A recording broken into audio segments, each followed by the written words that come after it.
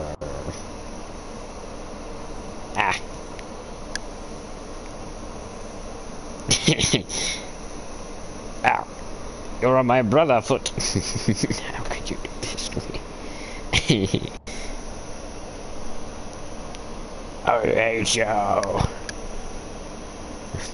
They're walking away. Come back. The what if Obi-Wan finishes Anakin instead of leaving him there on Mustafar. And the original trilogy would have never been canon. Or it would have been some other guy that's Darth Vader. But then again, the whole I am your father thing wouldn't have made sense. Unless he had two fathers. Yes. Oh, this is where I was hearing it. Vitus. I just want to see who they are. Who are you? I mean, to be fair, we're not gonna have any Dark Souls 1 where they can actually solo the boss, almost. Oh, holy shit, you're actually equipped in DLC. This is what I mean by, like, the DLC's armor isn't actually new. This is a non-DLC chalice. There will never be DLC chalices for this game, I'm sorry. Unless you count that full stuff. These doors are so HD. Oh, it's this fucking guy.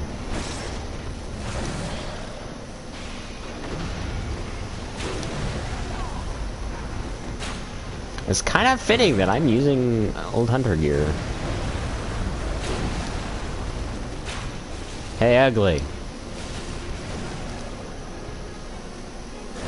Yeah, Vitus is getting his ass kicked.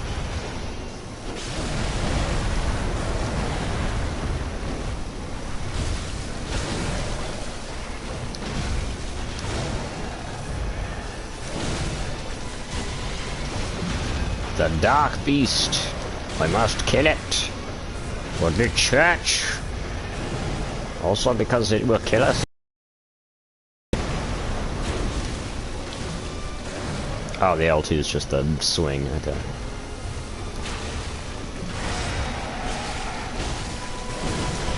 It's the second phase already.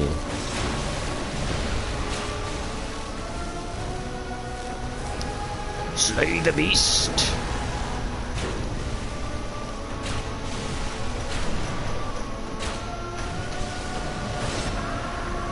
Oh, he's fucking dead.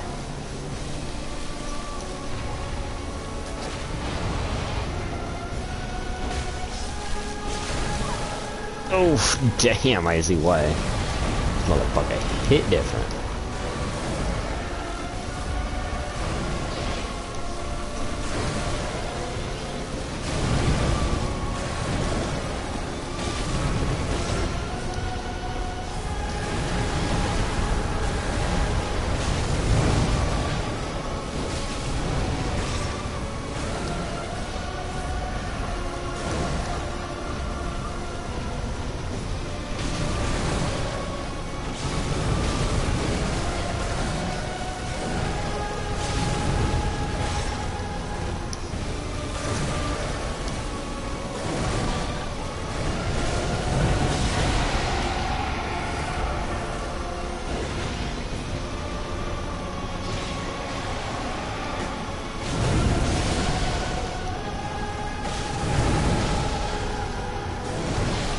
Damn. Oh, now he's just fucking spamming. He's just spamming. He's still spamming. Okay, I should have backed off. Oh, Alex almost pressed X on my browser. Yes, they are no longer interested in me. I have fulfilled the quota of time spending with them. Okay, beast, you think you've seen the best of me? Well, you're wrong. Ah, you're back. Rawr. Where's my Rakuyo? Unless I don't have it on. I don't have it on scared. No. Oi, bitch, please. I'm in the middle of something. Damn spider.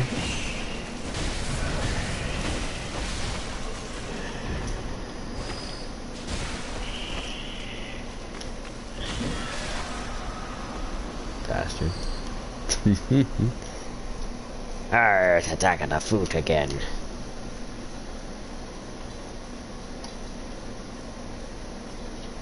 I don't mind them pawing at the big wires. I really just don't want them. Motherfucker followed me all the way here.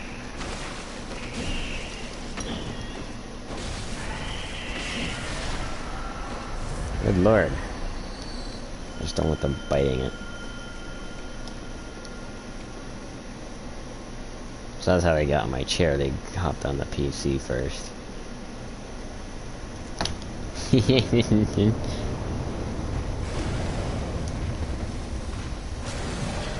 Ah, cat. Leave my controller alone. My PC, no. Stay down.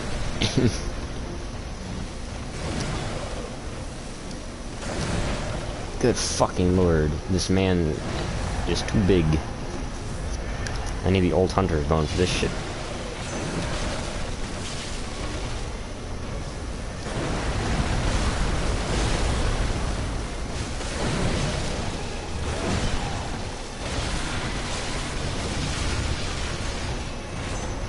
I missed.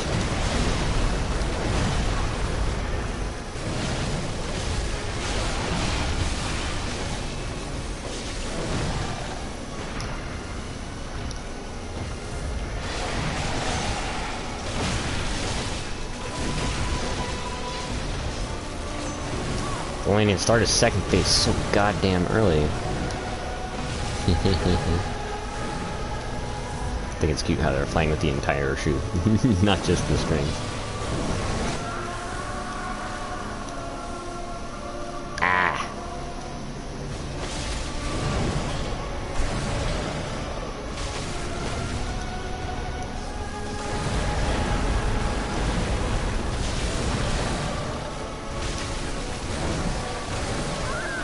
I might actually have to optimize equipment.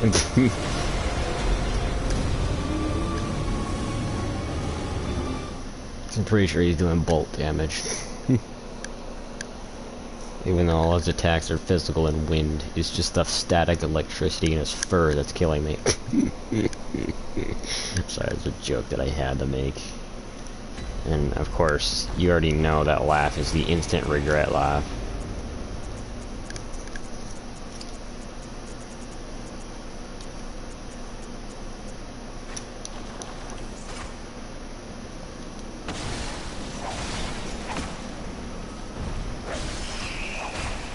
Let's use all reliable, shall we?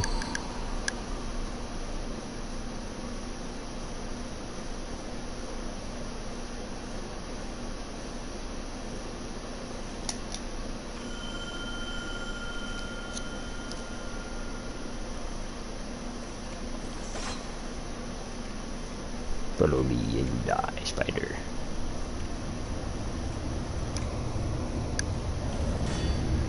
A choice well made. Stay the fuck back. Oh yeah, did I even get my fucking... No, I did. Yeah, there's like a fucking Sekiro boss in fucking Bloodborne, god damn it. Well, this is not in Dark Souls, otherwise you'd be fucking dead many times over.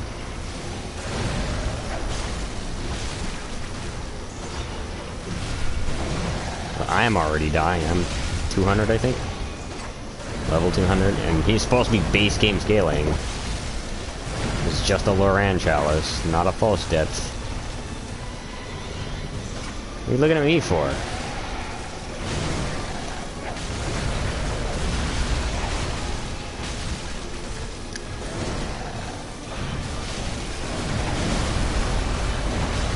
Yeah, I'll leave that rally come back. That health rally, rather.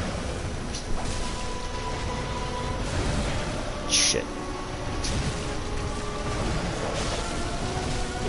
Oh, that's because the normal attacks don't do shit. Okay.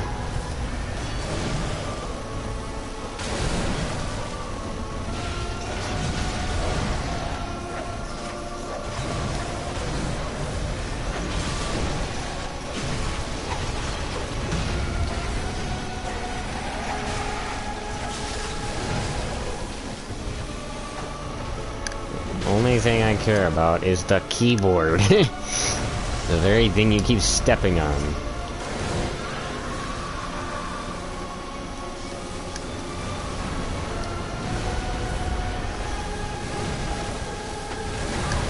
Fuck.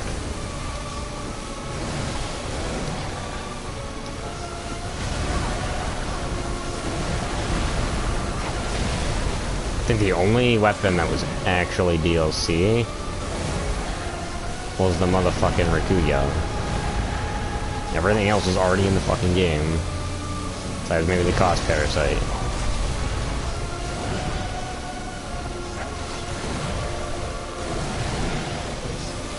God, can you fuck off with your fucking combos?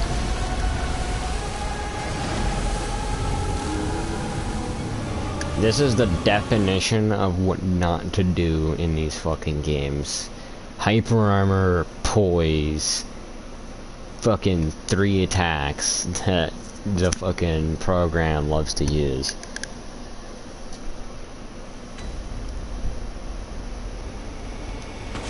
And it hits fucking hard. And it's not the final boss. Like this is a mid-game boss here. Okay. It's not even originally a boss. It was originally a side NPC that you pissed off.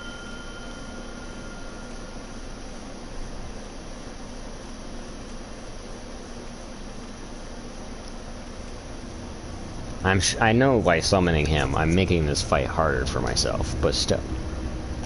And it's not because he's getting in my way. It's more because the enemy's getting more fucking health.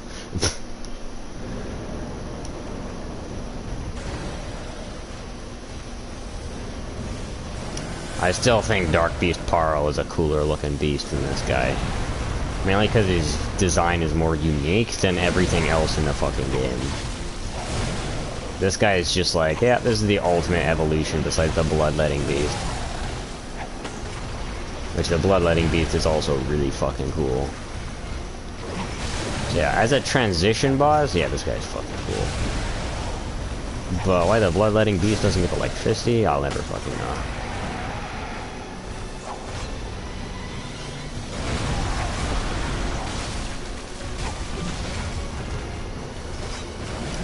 I mean, yes, him being here is giving me more windows to attack.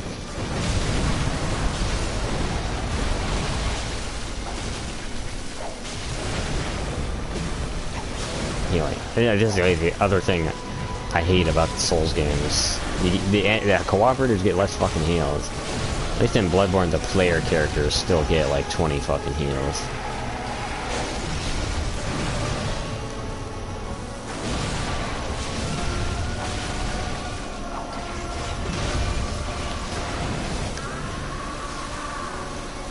Damn. Fucking roll your shit. Like, if they just slowed the animations down, that would be fine.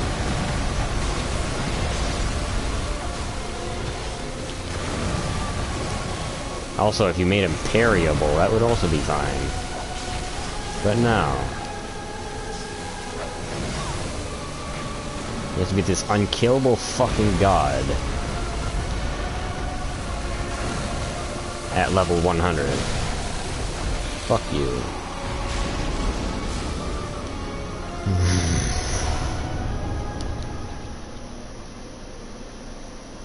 And this is the 3rd category of chalices. Not even the 4th category of chalices.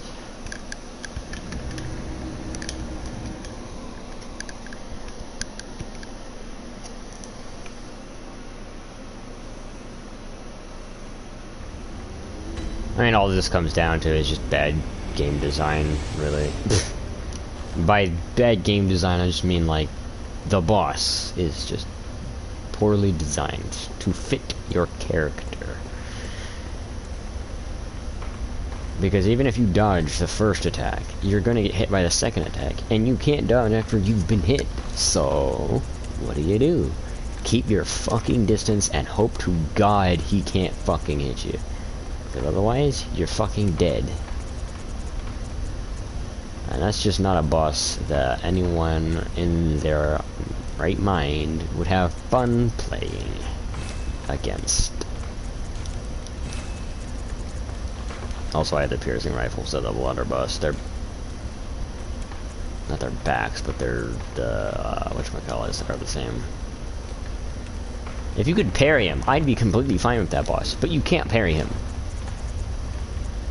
You can't even backstab him. Which, I mean, to be fair, there are things in the game you can parry that you can't backstab, but still. That just shows how much more not think before I talk. A person kind of am. Yeah, that's another. Slow the down with the words, and you'll be able to speak. Maybe just stop speaking altogether. Give your muscles a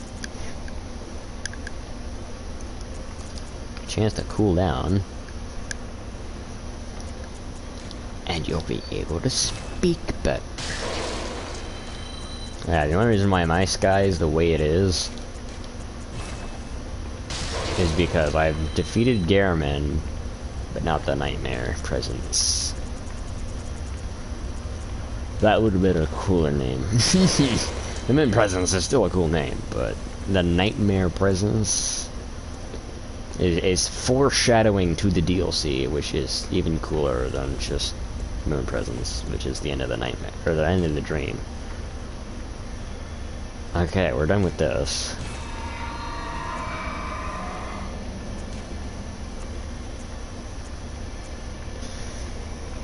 And actually, I think I'm done with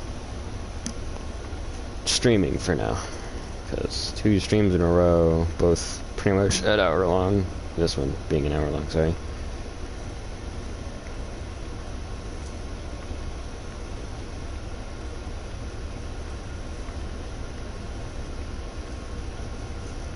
You know, it would be a better what if than what if Goku was betrayed by his friends and trapped in a hyperbolic time chamber? What if Goku wished for eternal youth and used the hyperbolic time chamber every time, like every fucking day, after and before a threat?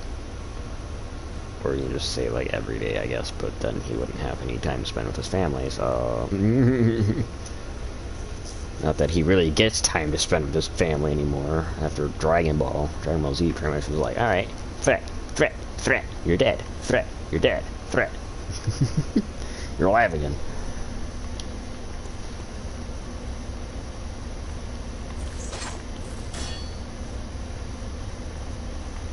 Also, I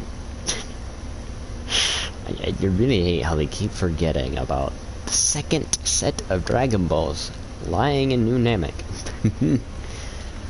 Like, I just don't get it. Trunks could wish back future Gohan, Goku, Vegeta, everyone. He could wish back everyone with the Namekian Dragon Balls. And what does he choose not to do? That! He chooses to live with his mother and everyone else on Earth.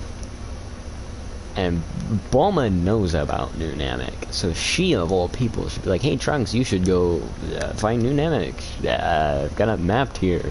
It should be right where old Namek was. And problem solved. I mean, they knew where New Namek was in the Metal Cooler movie, so... Not to mention the Guardian of Earth. It wouldn't be Dende, because Cell Saga hasn't happened at all. But I doubt that, like, in actual Dragon Ball speak, like, sure, Piccolo died to Nappa and therefore killed Kabi, but I'm sure he would have learned his lesson of, if I die, the Dragon Balls disappear, but, like, you know, he doesn't want those bad guys to get their hands on the Dragon Balls, but if the androids aren't after the Dragon Balls, then he wouldn't think that way. He'd just be like, alright, I need to... Shit, he might just think, I need to fuse with Kami, beat their asses, and then it's over.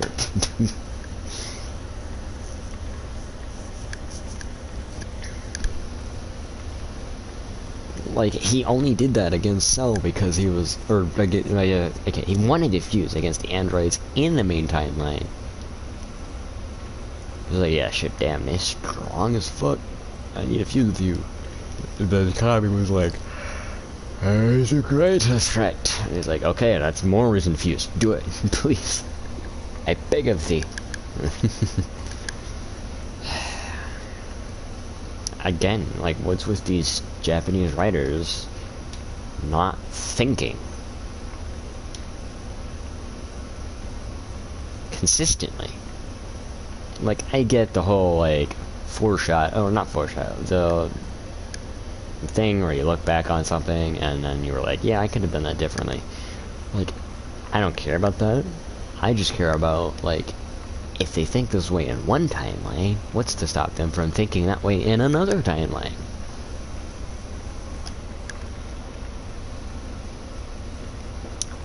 Fucking ridiculous.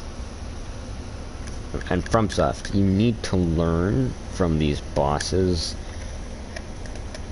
that are just, like, out of place of the fucking game that you're making. Which in Code Vein is pretty much every boss, because every boss does too much fucking damage, and your evasion options are fucking dog shit for that game. But, I'm not talking about Code Vein, I'm talking about your main series. Dark Souls, Demon Souls, and Bloodborne, aka the Souls games. Like, dude, what are you doing? Like, it may not be Miyazaki's fault for bosses like Aberrant Beast or fucking Wolnir's another one. Like, I get the Mist is the Abyss and it's a cool boss fight, but could the boss not keep fucking retreating into it every 5 seconds that I need to be attacking his fucking wristbands? Like, either have the Mist tied to the lower half of his body, aka, you know, here down, to where, you know, he can retreat his arms if he wants to, but, you know, the mainly rest position is gonna be here, you know, if he's looking this way, as in fighting you, and slamming down. But, like,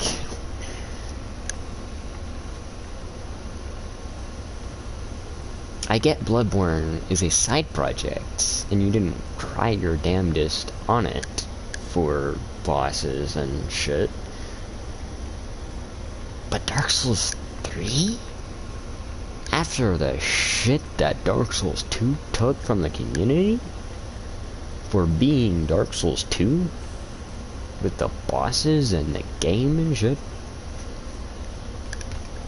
And you're gonna pull a Wolnir and a fucking Aldrich and a fucking Yorm with a Stormruler?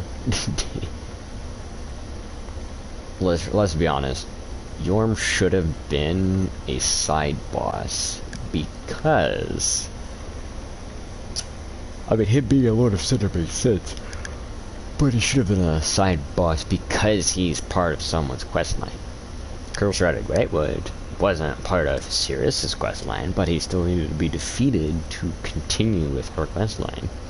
That's another boss that you guys really fucked up with in Dark Souls 3. Curse-Routed Greatwood. It's not that bad of a boss, but there are certain moves that it has that makes the boss really fucking annoying. I mean, I could go on with the amount of boss, you know what, since this is the end of the stream, I will go on about every boss that I have a fucking problem with because of certain moves or just the boss in general, which I will probably elaborate on most of the time. Yes, I keep looking up to my webcam and then down to the actual webcam. I mean, I might as well just start in fucking order. Right, so Demon Souls, the very first area. Fucking amazing. 10 out of 10, in my opinion. 9 out of 10, because nothing's perfect.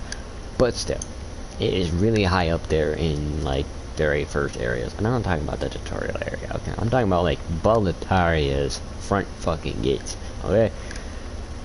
And the boss that resides within the gate. fucking amazing, okay? I wish you did more of that, and less of Dark Souls 1's Dragon Bridge, because that's fucking dog shit. You cannot run fast enough to save your ass in Dark Souls 1. If the dragon is already aggroed, and you're starting from Solaire's end of the bridge. Like, if you forget to get that shortcut the first time, you're fucked. There's so many things on Dark Souls 1 that are like, oh, if you don't do this one thing, or if you do this, you're fucked. It's like, oh, okay, cool. Because Dark Souls 1 is like out there to get you, okay? But like, first area, first boss though, like, I'm gonna try to stick to those comparing. But Demon Souls was amazing on the first area. No, I don't mean the tutorial area. Maybe I should start with tutorial areas. So, tutorial area.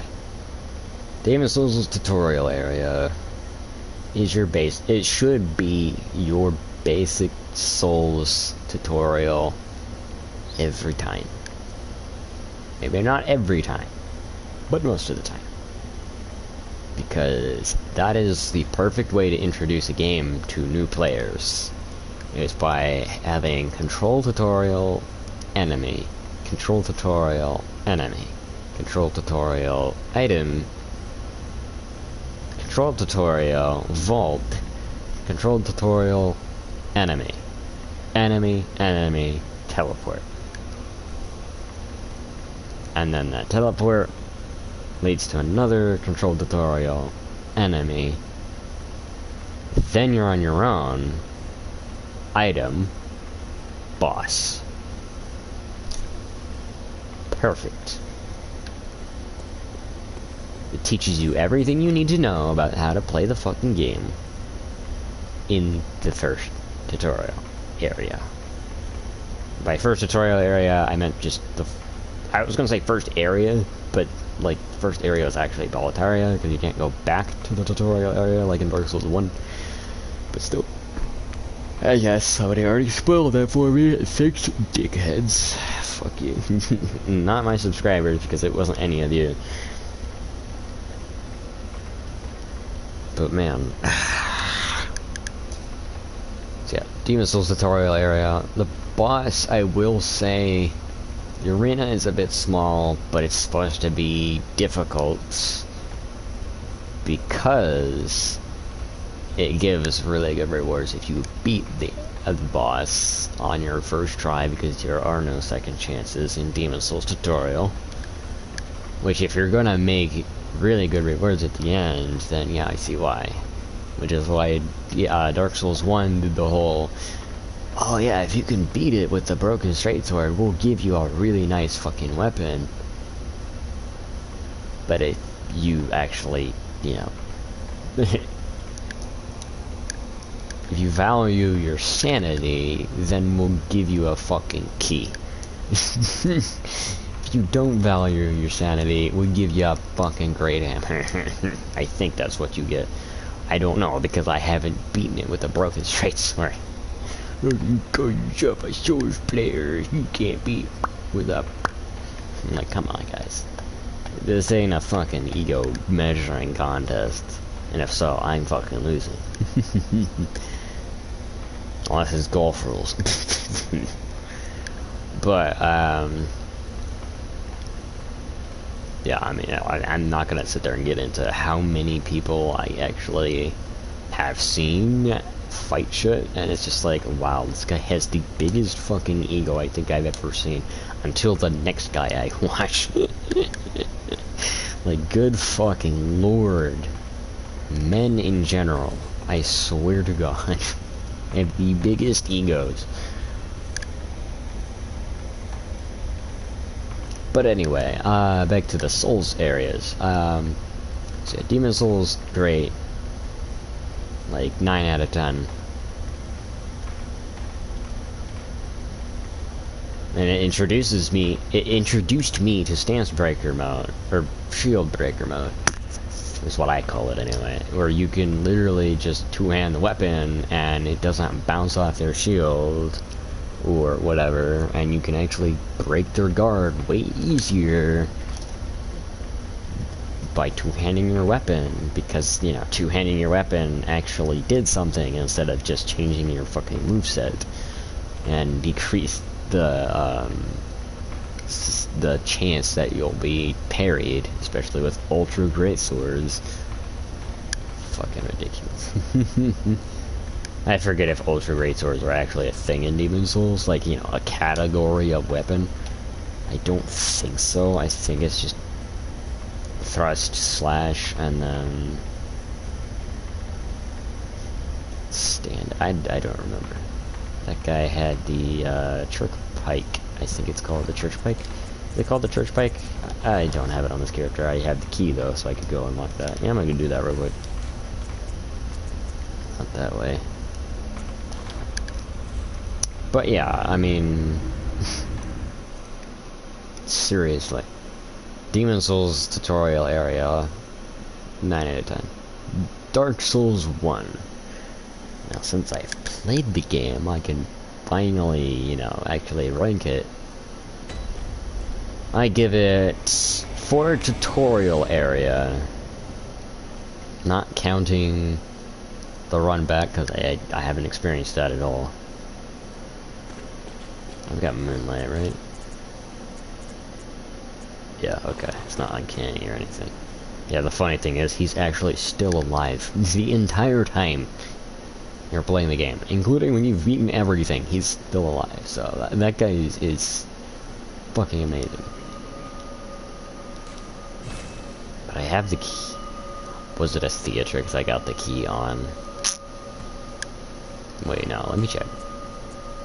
Oh, it's towards Bradder. Okay. Hush. Those two should be dead.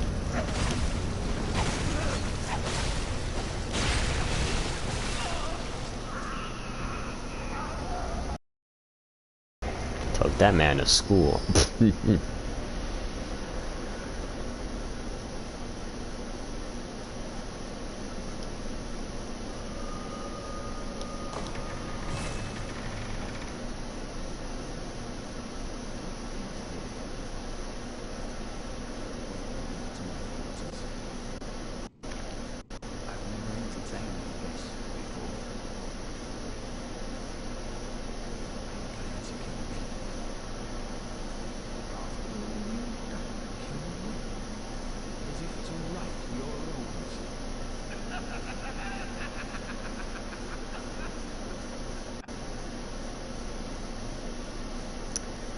Yeah, about that. So, trying to kill me with that thing is me, okay.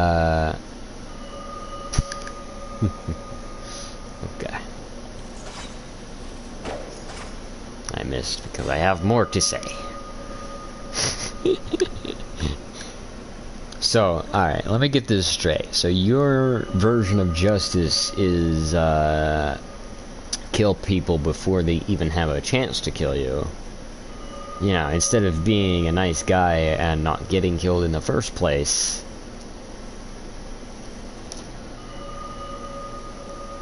So, I mean, you could just read if they've killed NPCs before, and then that could be what makes you ring that.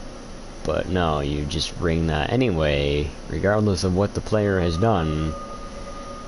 So, yeah, I'm not killing you to, right my wrongs or whatever. I'm here to kill you because you've fucking tried to kill me.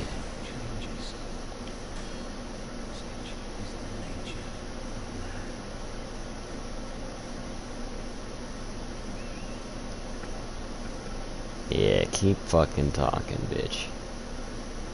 If you haven't tried to kill me, I wouldn't have done that. Have fun in hell, bitch. Funny how you're locked in a fucking jail cell in the nightmare. Funny how that works. I still need to find this key to open that up to get the Hunter of Yema set, which I think is Garamond's hat.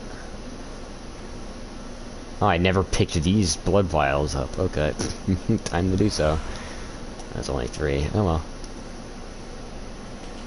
Yeah, that guy's fucking dead. I wonder what happens if he actually gets to survive the fight. Because he lasted until second phase, I think. Or almost second phase on the attempt. And he died.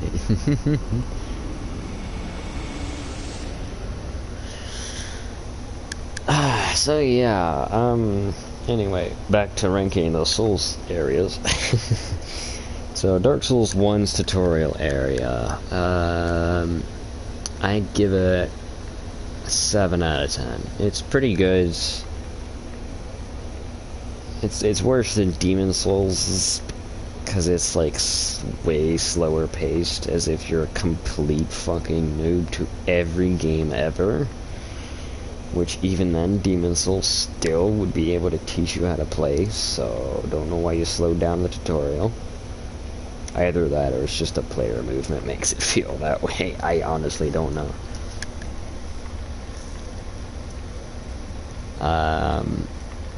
The Knight is a nice way to give you the healing. So, I mean, that's why it's not a 6 out of 10, it's a 7. The Knight brings it up by a whole point.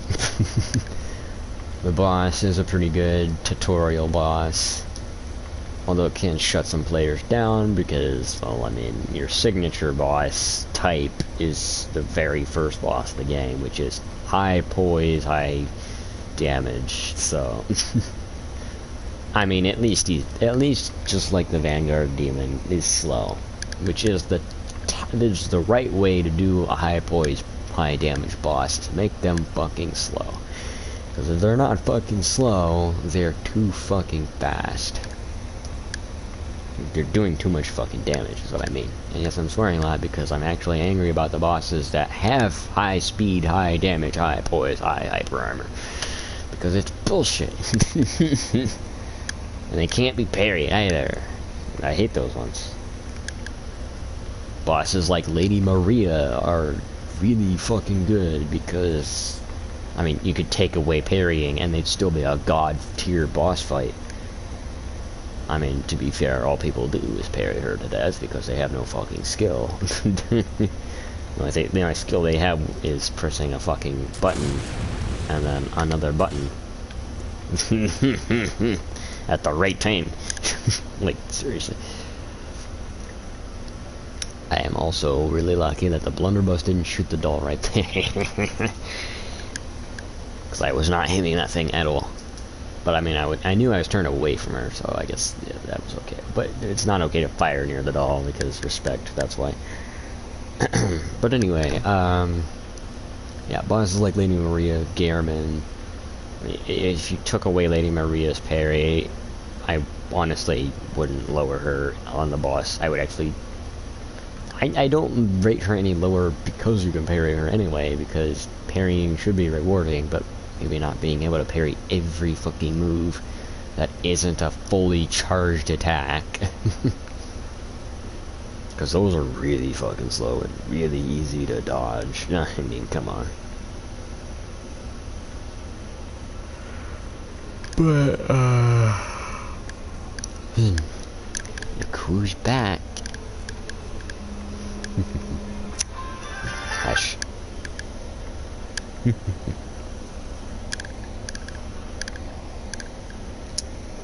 so goddamn cute. The only reason I picked them up is because they were trying to get on top of my PC. Now leads to my chair, which leads to my desk, so no. The only reason I say which leads to is because, you know, last time they did got up on my chair, they went right to my fucking desk. So, yeah. Dark Souls 1, 7 out of 10. It's pretty good. Not as good as Demon Souls, but still pretty good. I mean, it does the same thing. Ow. Pretty much. I am not a couch. You can't not climb me with your claws. I probably could lower my chair, but I mean, that would ruin my webcam, which is already at an angle that I can't adjust without going through multiple trials and error. Dark Souls 2's tutorial area. Minus the fact that it's not detached from the rest of the game. Honestly, it is pretty mediocre. There's no, like, NPCs in there or anything. No, I'm not talking about Scholar of the First Sin. I will rank that separately because it is completely fucking different. So Dark Souls 2's original, I would give possibly 7 out of 10 as well, only because it may not have like an NPC in it, but it does have some side areas that have extra items, which are really good down the line. So, like, if you can overcome the challenge, for me it's not a challenge, but when I was first playing on the PS3, yeah, it was pretty much a challenge. So, hi.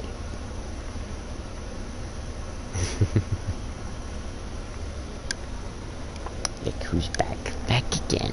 This time they came to me.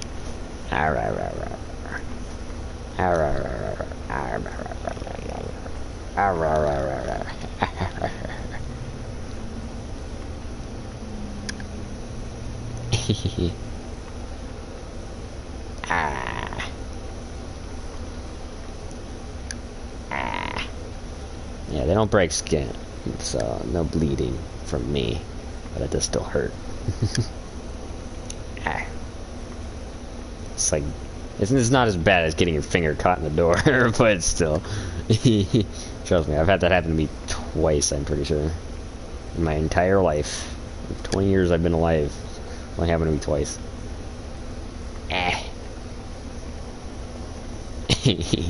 I pet you.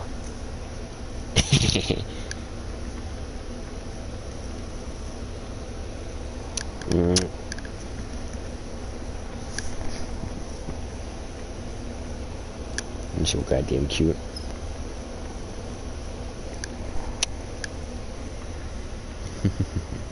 Yeah, they were rescued from outside, so. Oh, no, you don't. Not the desk.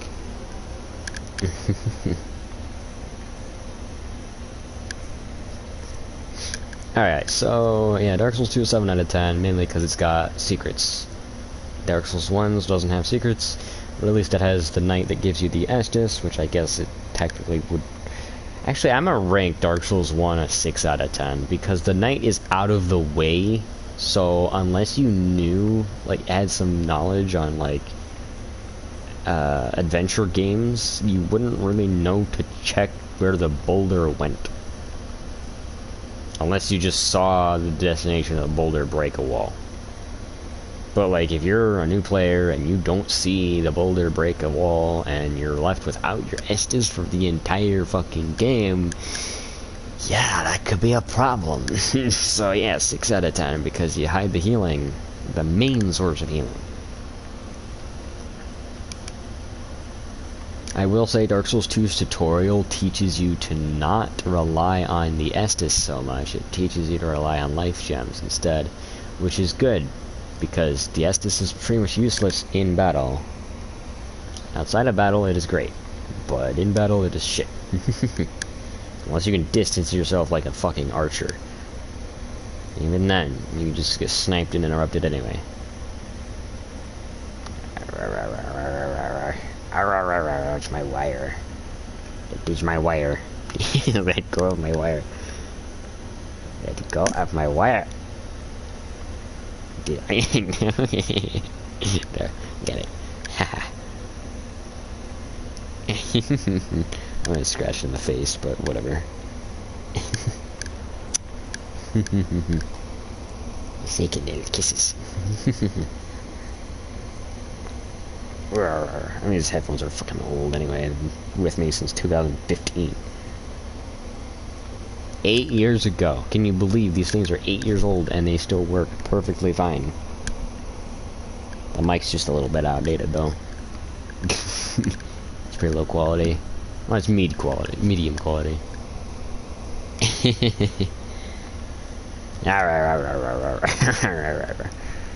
Oh, careful.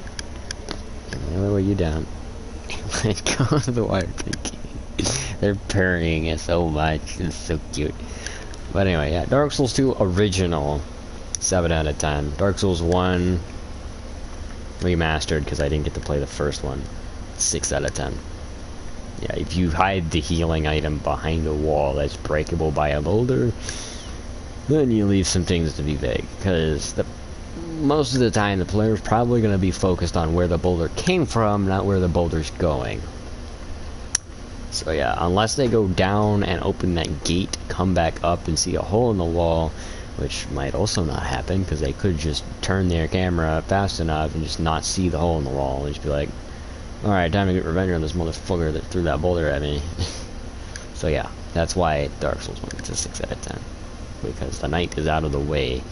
If you don't know what you're doing, or you don't recognize that there's a hole in the wall, or you know, you're just distracted by where the boulder came from instead of where it's going, you're not going to get healing for the rest of the game, which could be very detrimental. But the only reason I'm only lowering it by a point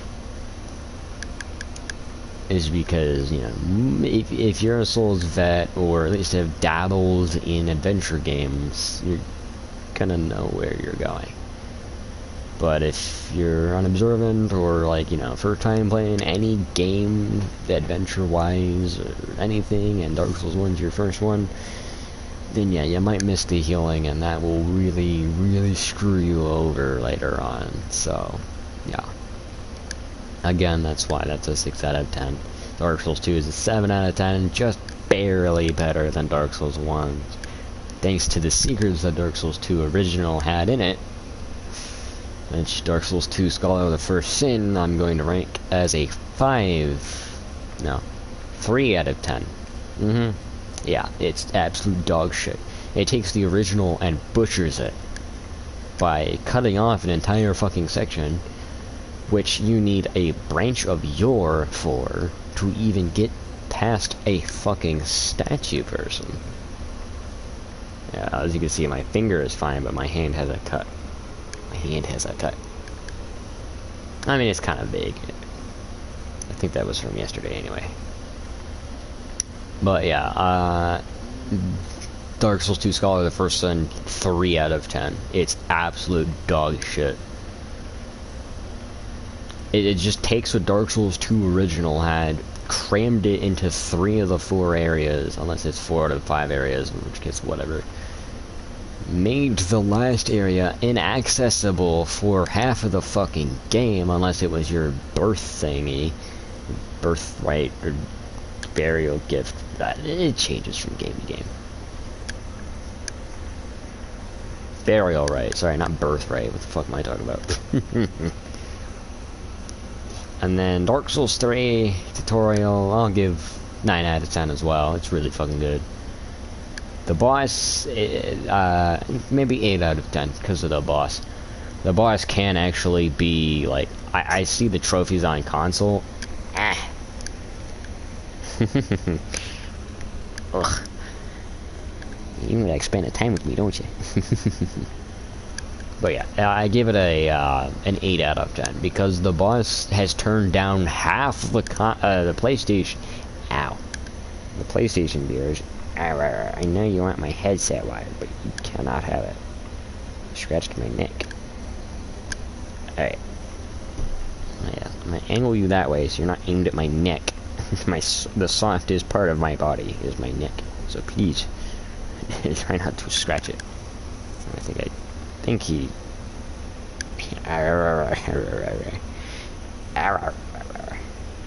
My fingers are fine because they're like one of the not courses, but they're one of the roughest parts of my body that can take the most damage.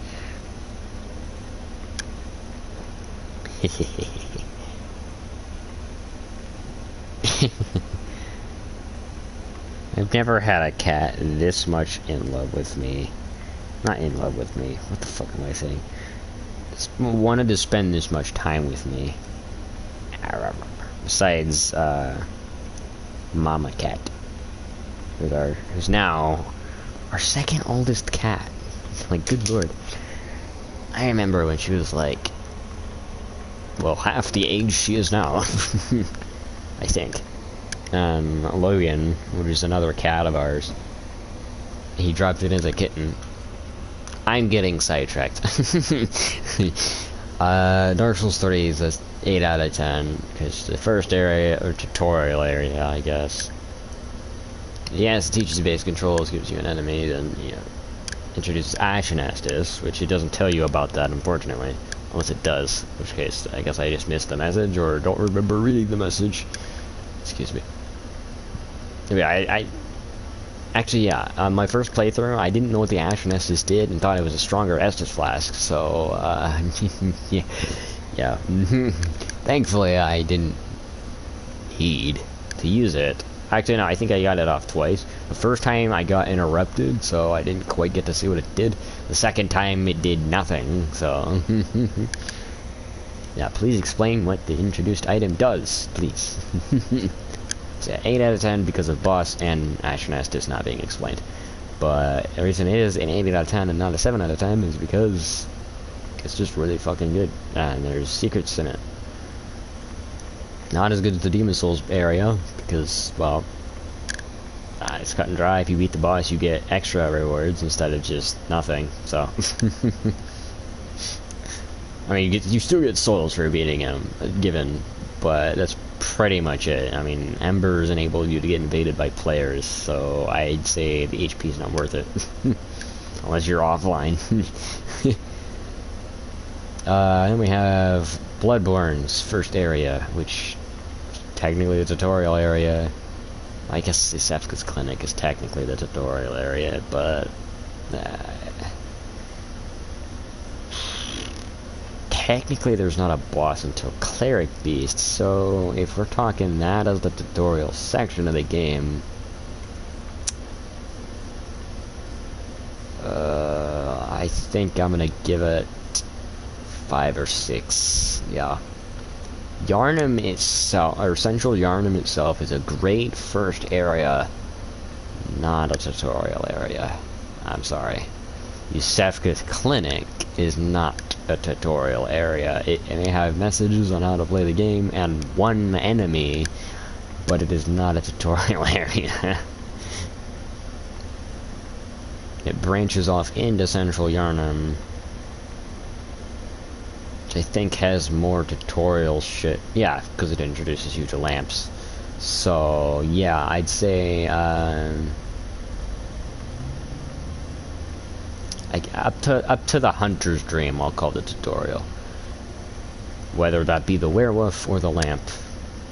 Either way, if we count if we count the ladder as the last point of the tutorial area, then I'll say like 6 out of 10. Because you have some enemies and some Molotov cocktails, which come in handy later. And the game also introduces to you how useless your fists are, but later on your fists can also be used pretty damn well with the Cause Parasite giving you arcane damage to your fists, which actually, if you're got enough arcane and strength, pretty much your bare hands will probably do more damage. I think, unless it only does 2 damage no matter what. I could be getting games confused though, so don't quote me on anything about hand-to-hand combat in these games. Unless, of course, I've been refreshed on it recently. But, yeah, Bloodborne's, I'd say, is the least favorite out of mine that wasn't a remake of it, that butchered it. And yes, I'm counting Dark Souls 2 Scholar as a remake because it's been redone, it changed the game literally, and added DLC. So it's a remake plus DLC, not a remaster plus DLC, because they changed everything in the fucking game in terms of mob placements, and yeah. Not too happy about that. But yeah, Bloodborne is my least favorite tutorial area.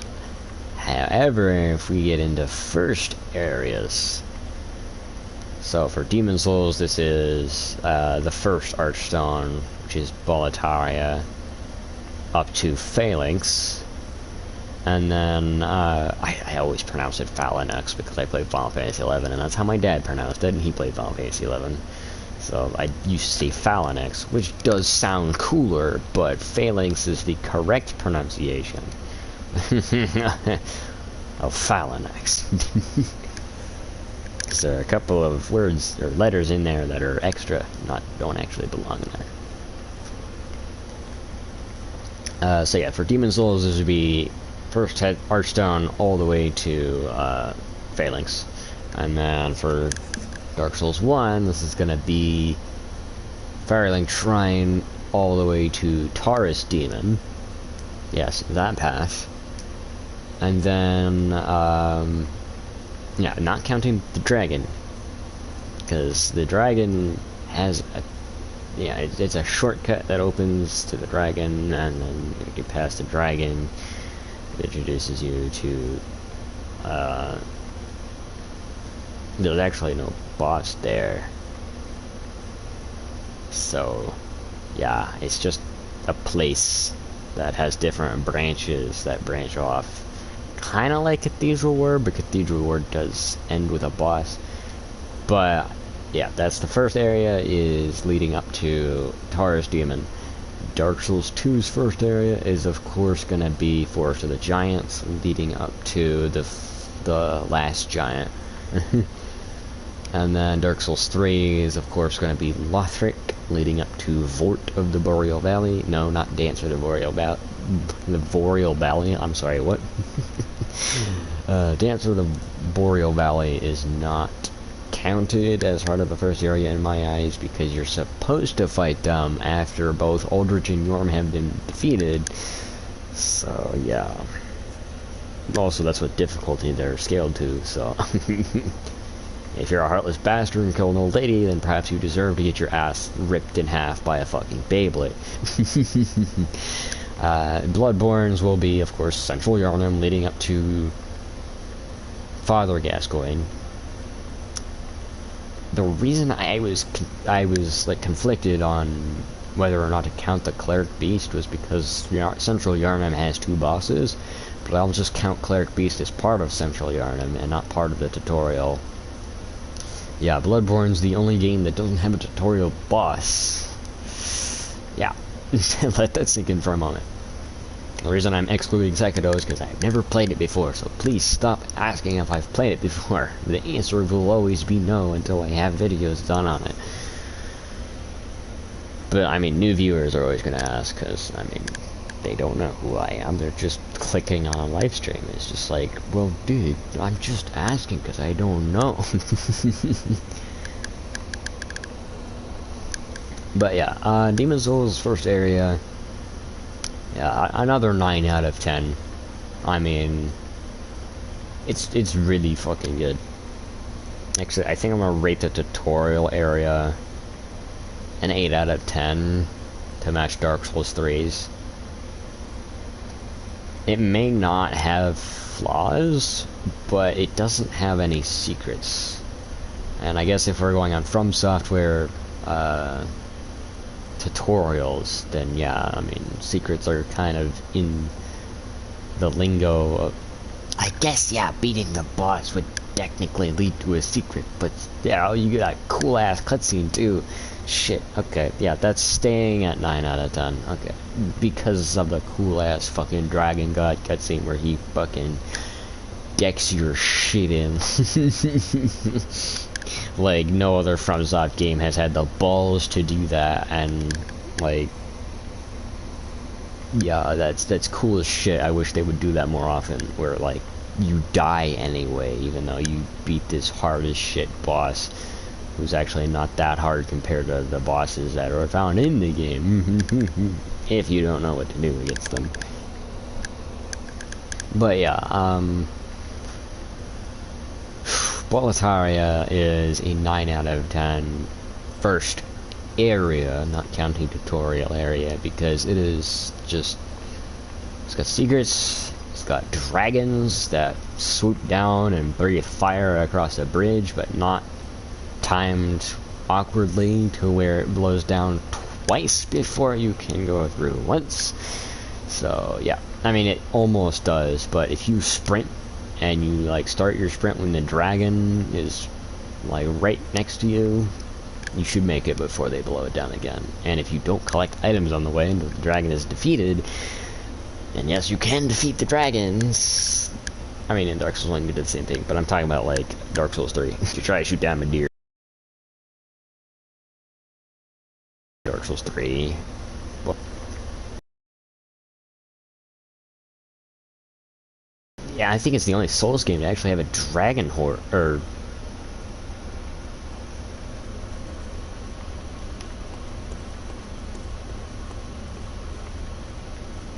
Okay, the stream lagged for a second, so I was like... Okay, it should be done lagging now. Alright. But yeah, Demon Souls is the, I think the only game to have a dragon's horde in it. Which is pretty sad, actually. But again, it is also the only... I think it's the game that has the most dragons besides Elden Ring. I forgot about Elden Ring. Alright, going back to tutorial areas. Elden Ring's tutorial area, I give a 5 out of 10 as well. Because if you don't read or look at the picture, you're gonna miss it. But the other reason it's a 5 out of 10 and a 6 or 7 out of 10 is because the pop-ups for the tutorial. Instead of it being a message on the ground, it is an annoying pop-up that, well, let's just say,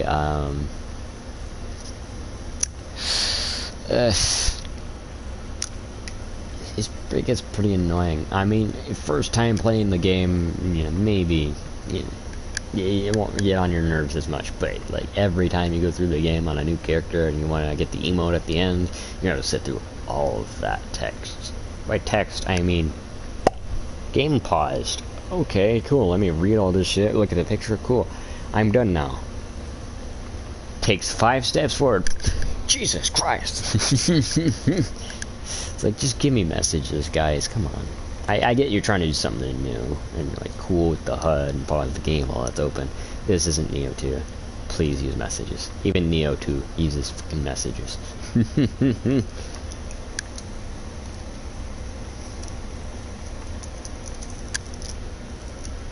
So yeah, Elden Rings is a 5 out of 10 as well. Same with Bloodborne's. I mean, at least Bloodborne's is just messages and enemy. If you beat the enemy, cool. If you don't, you're introduced to the weapons and the Hunter's Dream. But if you do beat it without dying, you get to go outside earlier.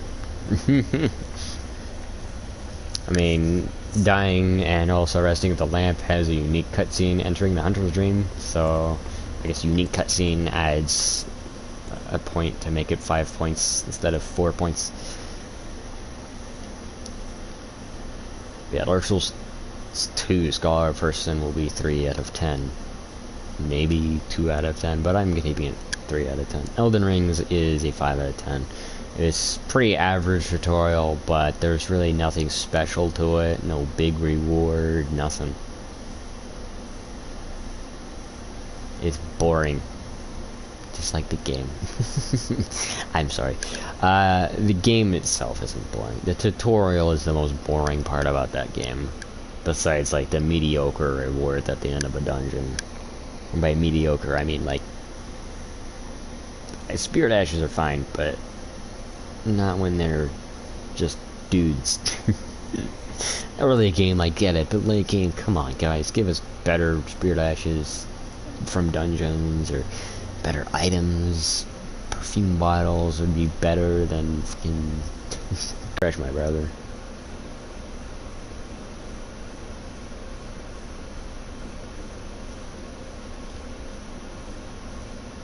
Okay. Stop. Just stop buffering. It better be my Firefox, because if it's not, I'm gonna be upset that this conversation's been being cut without my permission. But yeah, yeah, Elden Ring's 5 out of 10. maybe 6 out of 10, but not really because it's pretty generic. So yeah, 5 out of 10. We've got Elden Ring's first area, which is the entirety of Liurnia, not counting the Weeping Peninsula. Damn. But we're starting with Demon Souls, which we already rated as a 9 out of 10. So we're moving on to Dark Souls 1, which is leading up to the Taurus Demon. Honestly, I think... Oh yeah, now you're giving me that fucking message. Okay, yeah, cool. But yeah, honestly, on your way up to the Taurus Demon, I'm gonna give it a solid 7 out of 10. Maybe even an 8 out of 10. Nah, 7 out of 10. If Solaire came before the Taurus Demon, then it would be an 8 out of 10. But I think I'll save the Solaire point for after that. Also, I will stop rating Dark Souls 1 areas after a certain point because I haven't played past those certain points.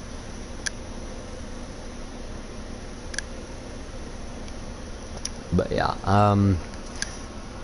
so Dark Souls 2 original, Forest of the Giants.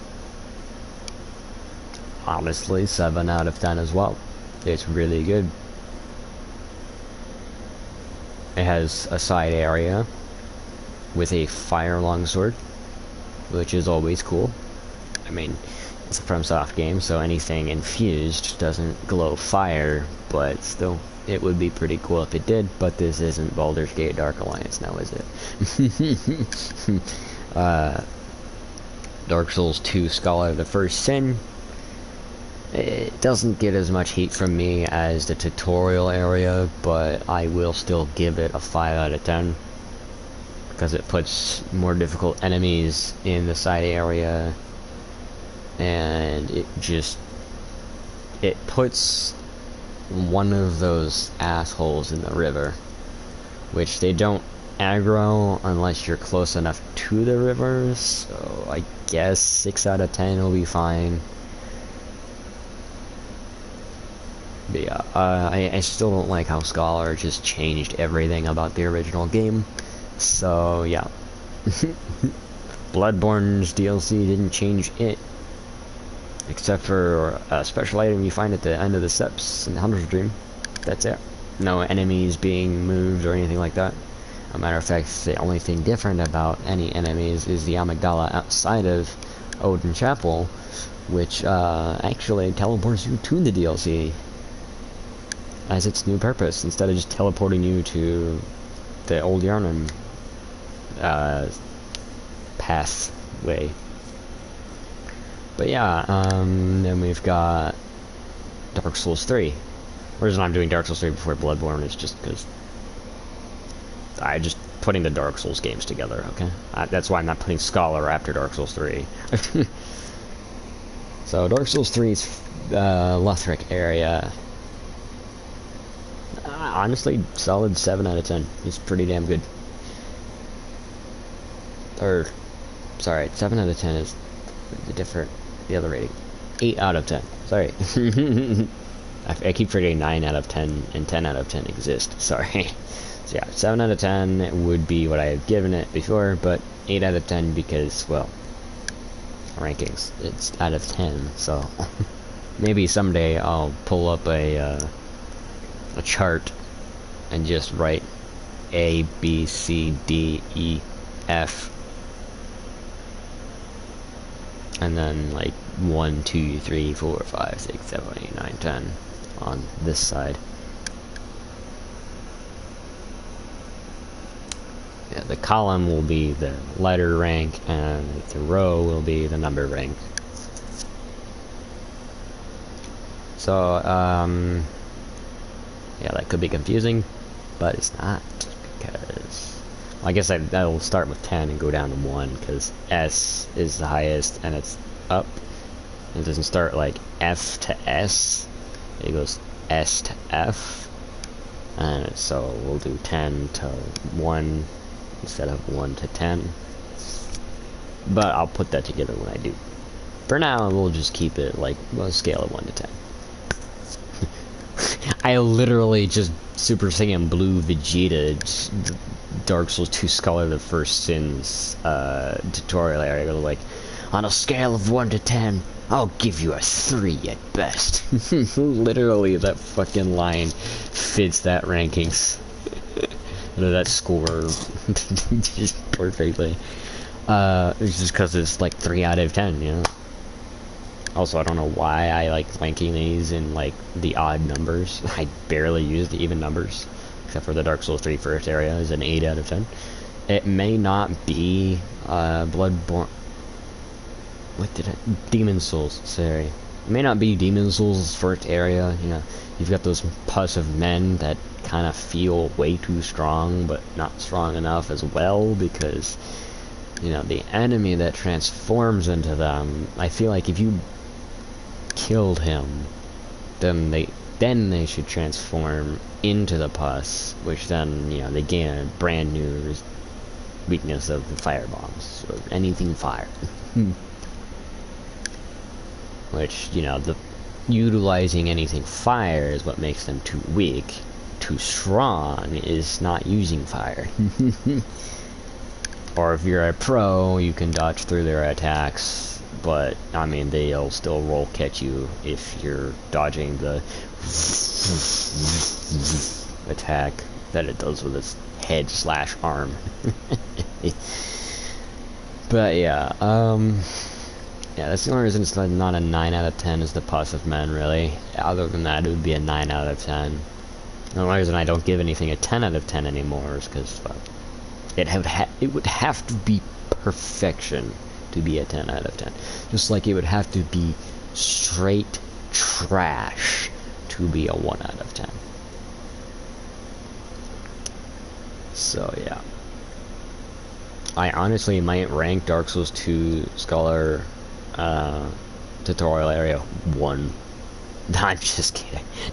It stays at a 3. Well, Bloodborne's, if you're just counting Yuzefka's, could just be a 2, but that's only because there wouldn't be much to it.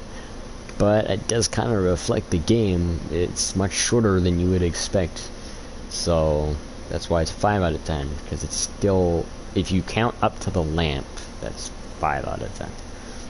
If you stop the tutorial at the werewolf, then you're cutting it short. Oh, not to mention Bloodborne's tutorial has an NPC after you die, I think, or after you kill the werewolf and come back. I forget which, but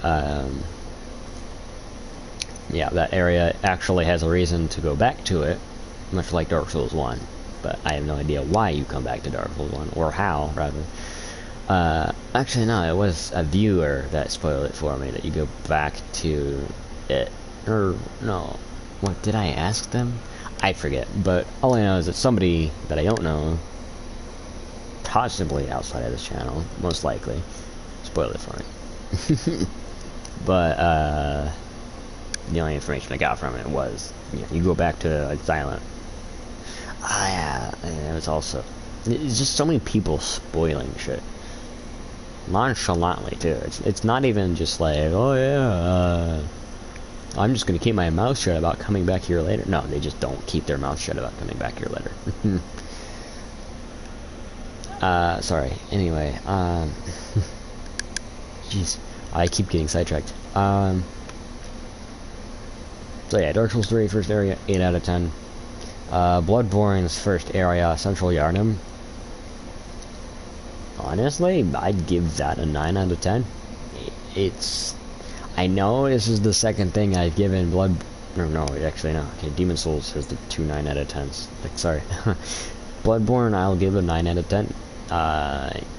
It's really fucking good. Honestly, I don't think I'd ask for anything else from the first area of Bloodborne, because it's got 2 bosses, which is unique, except for the Dark Souls 3, because you know, Dark Souls 3's second boss is actually not supposed to come up until later, so I won't count that. So yeah, Bloodborne's is the first one where it's actually two bosses in one area at the start. Unless I'm forgetting someone.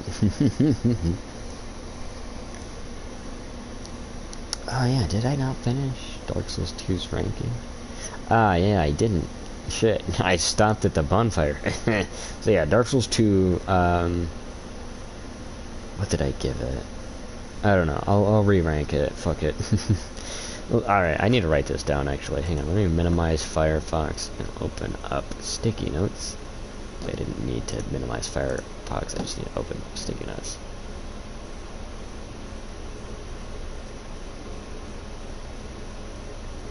What the fuck? That must have been something I wanted to search. Anyway. So... Oh, that's search. I just pressed the plus sign.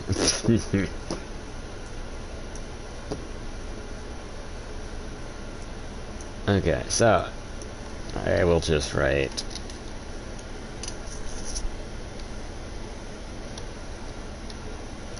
DS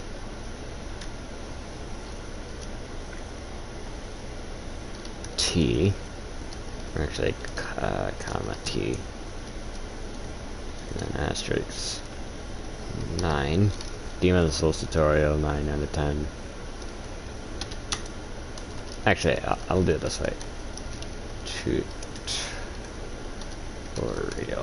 Because remember, a tutorial area is supposed to tutor you on how to play the game. So if it doesn't do that, then it's not a good tutorial area now, is it?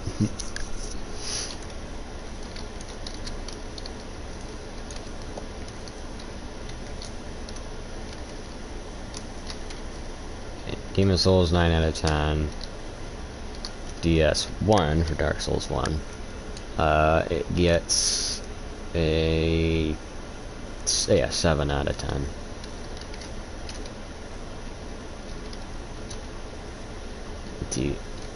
DS2 OG. I'm just kidding, just DS2. I don't need to write OG. I'll just write DSS.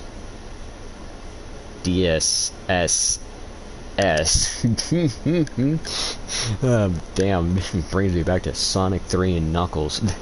At least that rolls off the tongue. Oh yeah, I guess SSFS. Right. Scholar of the First Sin, not just Scholar of the Sin. Dark Souls. That's where the first S comes from. Alright, DS2 though, the OG gets...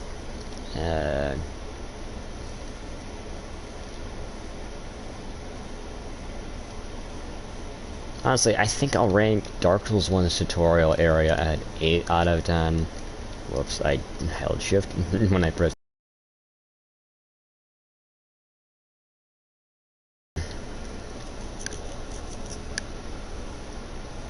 Yeah, I'm changing it up, I'm sorry. Alright, and then we have DS3, which gets... Was it buffering? Oh, I swear to God if it was buffering. I also just hope it's my end and not your guys's as well, because if this is in the stream, I'm gonna be upset. Okay, DS3, 9 out of 10 tutorial area. BB for Bloodborne gets a 5 out of 10. Teaches you how to play the game. If you die, you get your weapons and you slaughter the shit out of the one enemy that's in Yosefka's clinic. If you don't die, you get to, I don't know, play through the game sooner, I don't know. Pain, that's why I like, cause it's pain face. Yeah, it could be better, but it's not. That's why I get a 5 out of 10, cause it's just, this is what you would see out of some student projects tutorial, just a bunch of messages telling you how to play the game, then it introduces you to an enemy. Honestly, there's not much to it. It's 5 out of 10 because it's average. Not average for the series, just average in general. And then ER for Elden Ring gets a... I forget what I wrote it. Wrote it? I rated it. Honestly, it is better than Bloodborne's because it's more interactive, so I will give it... So Dark Souls 2 gets a 7 out of 10, Elden Ring gets a 6 out of 10. I'll put 2 spaces in between the games just to, like, you know, be able to... It's like putting commas in a million instead of just typing out 1 and 6 zeros. So, yeah, it's 1 and 6 zeros for me. I hate how I had to second guess myself. Alright, first areas. I guess just first area. Tutorial area. Let's get DS, DS1, DS2, DS3, BB, and ER. Alright, I'm probably gonna re-rank these. I guess I don't have... Yeah, I can just spacebar that as well, instead of putting that there.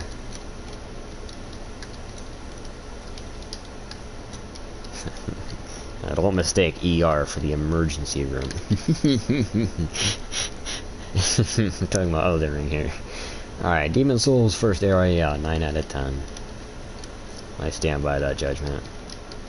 Dark Souls 1's first area, which is up to Taurus Demon. I give a solid 8 out of 10. Better than the tutorial area, definitely. Dark Souls 2's first area, which is Forest of the Giants, leading all the way to what's his face, Last Giant. I really wish they gave him a name though, but I guess that name was lost to time, so whatever. Okay, Dark Souls 2's, because I gotta go through that building as well in my head. I can't just go through up to the bonfire where the merchant is. Okay. Oh, is this the first game that has a crystal lizard in the first area? Demon Souls. Yeah, no, I don't think there's a crystal lizard except for in Black World Tendency, which you'd have to have died a lot. See, I guess Demon Souls is the first one to have a crystal lizard in the first area, so no, it's nothing new. So Dark Souls 2 gets a I'm still running through it. It does drag on for a bit, which is lowering the score on it, which is really gonna hit Elden Ring hard, because it really does drag on if I don't even count the dungeons. Like, I should count the dungeons though, because that boosts the score. It's also part of the first area. Part of Limgrave, I should say. So, Dark Souls 2, I will give, like, going through it and playing it, you know, it's just pretty cool. It's got a lot of side areas to it. I mean, shit, there's even like a secret area that you come back to later. There's another secret area that gives you a sword that doesn't glow fire, but this is from software, so what are we expecting, really? Then we have another secret area that you come back to later, or if you find a way to drop in, then you can just take them out from above and then go claim the rewards, as well as the shields.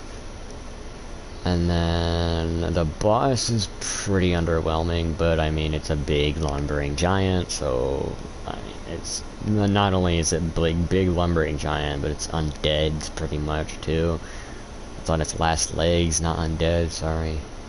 So, I mean, boss design, I'd say it's pretty good for what it is, but first area boss,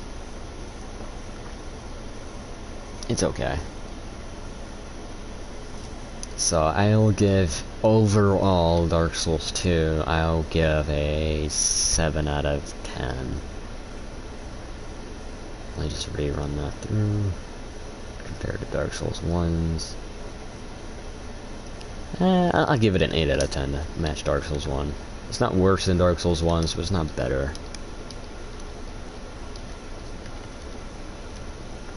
Dark Souls 3, first area, 9 out of 10. There's no question about it, 9 out of 10. I've run through that so many times and I'm still not bored running through it. Bloodborne, first area, Central Yarnum. I mean, 9 out of 10 as well. I mean, seriously. Elden Ring, okay. Now here's another one I have to pause for a long time on because I have to run through it because I haven't run through it thoroughly in a while. And when I do run through it thoroughly, it drags on for hours. But, yeah, I mean, honestly, yeah, again, shit, with Limgrave, actually, no, I'm not gonna count Stormvale Castle as part of Limgrave, only because it's its own area, and I feel like that would be better. But no, it is part of Limgrave, and Limgrave is the first area of the game, so yeah, I'm gonna count it. I'm gonna count it based on what I've seen of online maps of other Souls games and Elden Ring's map. Each area is indeed separated, not just by a boss, but also by clear landmarks, and the big thing saying Liurnia or Undead Berg or whatever. I mean, I could go on, I'm not gonna have too many examples, but Elden Ring's very first area. Alright, so immediately you're greeted by an asshole and a tree sentinel. I hate to say it like that, but I mean, you got two bosses outside of the gate. Alright, that's already, I mean, you can run away. It's open world, so I'm not gonna sit there and put against them like, oh yeah, let's say a person beats their head against the wall, and then finally beats Tree Sentinel, then runs straight over the dragon, loses all their runes, and keeps beating their head against the dragon. No, I'm not gonna do that. I'm just gonna say you fight the bosses when you're prepared to fight them, alright? I mean, I did beat the Tree Sentinel when I first walked through those doors, but that's not what I'm gonna rate it off. You can do that. No one's stopping you.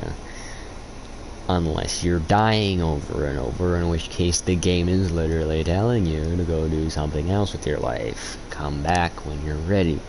Unless you're Markiplier, you're doing a cloak plug.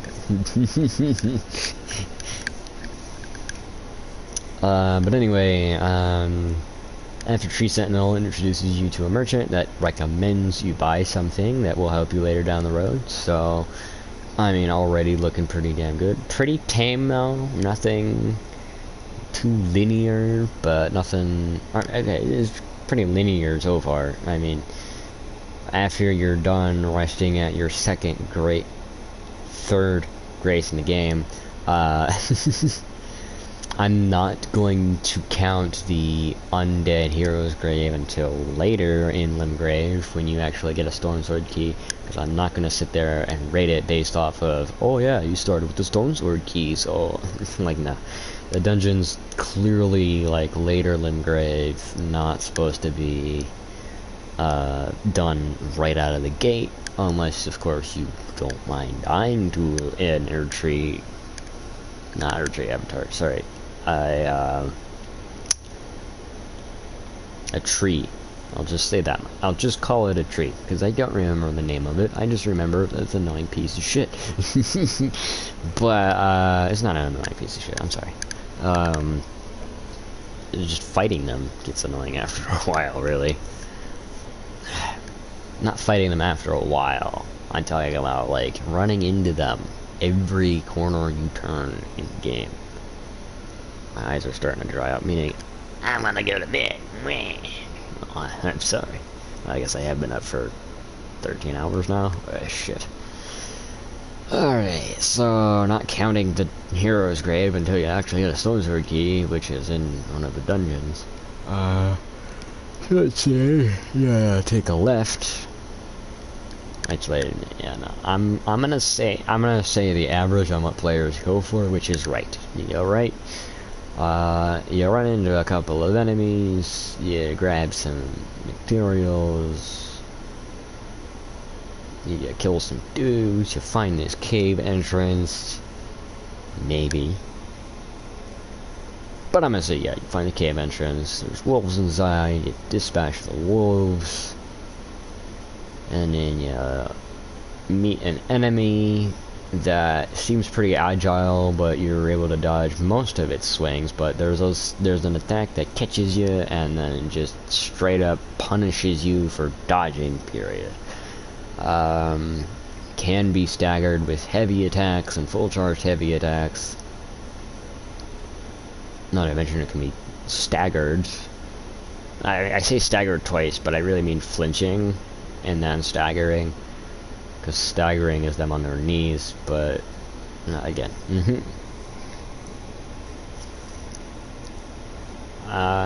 Yeah, I guess I should use staggering as in like Final Fantasy 13 staggering, and not just them staggering backwards a moment, because those are two very different meanings for the same exact word. So yeah, that guy, you get a fire talisman, which comes in handy against the dragon. You get a gate front, get that, waystone knife, and an ash of war, which is mediocre. You get a grace, you get torrent, then you can go anywhere you want. If I do this based off of each first boss you fight, we're gonna be here forever for Elden Ring anyway, because it'll have way more fucking areas, dungeons, as possible. So, yeah, that's why I'm counting all the dungeons as part of Limgrave. Like, you know, can you access it right out the gate? Yes? Well then. Do you need to go into Caelid? Do you need to go into Caelid to get to that area? Yes? Well then I'm not counting it as Limgrave, I'm gonna count that as Caelid, because you go through a Caelid dungeon to get to that part of Limgrave. So, overall, I mean, it's a bit of a headful to remember it all, but I pretty much can, because I've been through it, like, I don't know how many times. I'm counting all the side things as well. I'm gonna count Morgott and Margit, sorry I said his name wrong. I'm gonna count Margit and Stormvale. That's why I said it wrong. Stormvale. The O in Stormvale. So yeah, Stormvale Castle. I mean, Elden Ring is... Again, if they had changed the player character in Elden Ring to be a little more unique, I would like the game better, but for me, I'm just running through more Dark Souls 3 in my head. Which I'm already a pro at.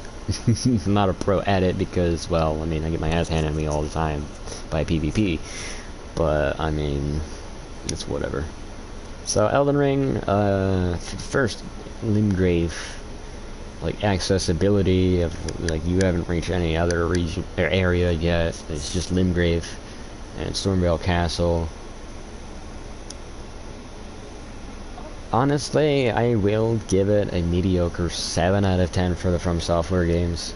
Because 7 out of 10 is mediocre for a From Soft game. And I feel like I'm being generous with the 7 out of 10, because for me, my first playthrough of Elden Ring, it was cool to see sights, cool to see new bosses and enemies. But outside of that, I mean, everything's pretty spaced out. I mean, the vibes I get from it every time I think of it is like really relaxed. So there are some parts where, you know, you have to use your brain and use strategy, but I mean, overall it's pretty mid-tier energy. It's not, oh my god, fucking dragons patrolling in the air and they don't land on top of you to fight you. Like, I feel like if Elden Ring dragons actually played the role of a dragon instead of just like a mindless beast out in the wild that breathes fire and flies, I feel like I'd rate it higher because it does have a dragon in it. Limgrave does. Like, if it had a dragon in it that did dragon things, I'd say, you know, maybe 8 out of 10, actually. It would boosted by if the dragons actually acted like fantasy dragons, but they don't. And they just move.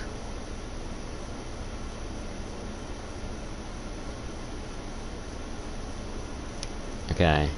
Testing.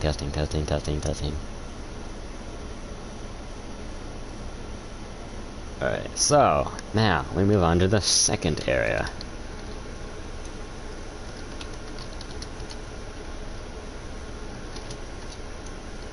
So, Demon Souls, Dark Souls 1, Dark Souls 2... Oh, I didn't even put Scholar on here! Okay, so, DS2, S, FS... Okay, so there's a 2 separating the 2 S's. So that's DS to S, FS. It's like an S every other letter, like Jesus. The Scholar of the First Sin, first area.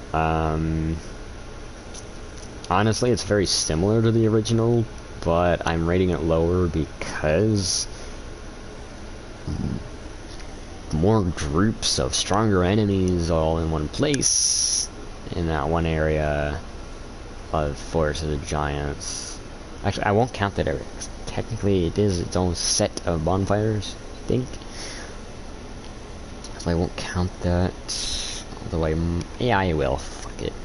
Because it's just like right next to it anyway. And you don't have to go anywhere to get there. It just new area, but it's not really because you're still in the same place. So yeah, this counts as the first area. Ugh, this cold is not making it any easier to stay awake. Okay, so Scholar of the First Sin, I'm gonna give for the first area, since it's similar to Dark Souls 2, but in my head worse, 7 out of 10. Which matches Elden Ring's actually, but honestly, kind of matches the vibes. Gotta remember to put 2 spaces in between while I'm typing these. So DS to SFS. I put the asterisk there instead of just leaving it.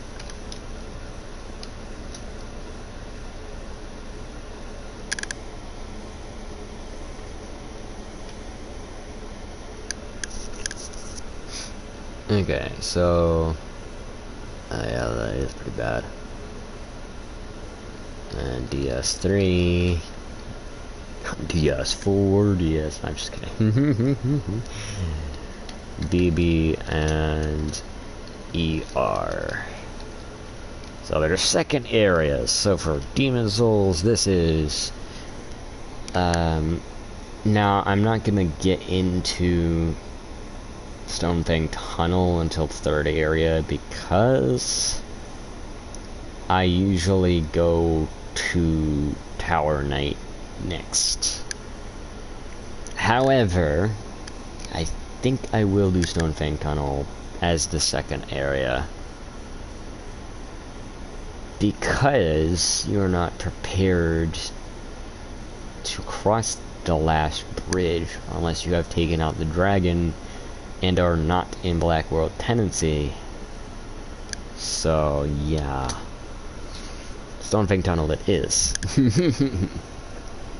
So there's a lot of upgrade materials here. There are a lot of crystal lizards here. Now we're not going down to Flame Lurker. I'll save that for... Is Flame Lurker... Yeah, it should be after Armored Spider, so we're not doing that anyway because it's after Armored Spider. Just when I think of Stonefang Tunnel, I'm thinking of after Armored Spider. Alright, so starting from the Archstone, you run into a merchant and a crystal lizard straight away. And a shortcut behind that merchant, but you don't know it's a shortcut yet. and another shortcut, and some enemies on your left who are just minding their own business. And then, yeah, honestly, there are enemies in this area that drop more upgrade resources. And there are... there's clearly a hierarchy on the enemies, because you've got these jester-looking dudes who are in charge of the miners, making sure they don't step out of line, make sure they're doing their jobs. They can cast magic, so, you know, just be careful not to run into it. Yeah, there are dogs in the first room, so... and demon souls are not too bad to deal with. They're not, like, dodging your fucking sword, waiting, backing up, barking at you, and then charging you, and then flanking you. So, like, if you have an up and down striking weapon, you're not really gonna be able to hit Dark Souls dogs. But we're not doing that. So I guess I could have counted Dark Souls 1 as Firelight Shrine, but we'll get to that when we get to that. But Stone for Tunnel, right? Focus. So, yeah. Honestly, this second area has so much more to explore in it than you would think,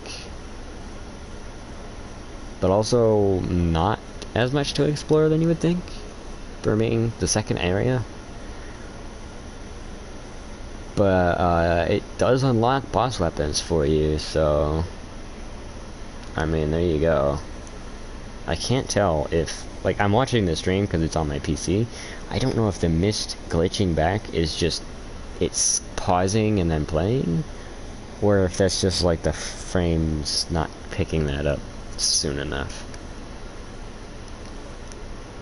But yeah, the Stonefang Tunnel is actually better than the first area in my opinion, but I'll give it another 9 out of... I'll give Demon Souls another 9 out of 10, because, I mean, all the way up to the Armored Spider and the Armored Spider boss fight, it's all pretty damn good for, especially the first game in their series. Like, seriously, they really blew it out of the park with Demon Souls compared to Dark Souls 1. Dark Souls 1 is 2 years older. Alright, moving on to Dark Souls 1's second area. So this will be after the Tyrus Demon, all the way to, shoot. I'm trying to think of where you meet another boss. Oh, Bell Gargoyles. Right. How did I forget about those guys? Alright, so Bell Gargoyles is going to be Dark Souls 1's second area, pretty much. Because it's its own separate place. The Taurus Demon led up to it.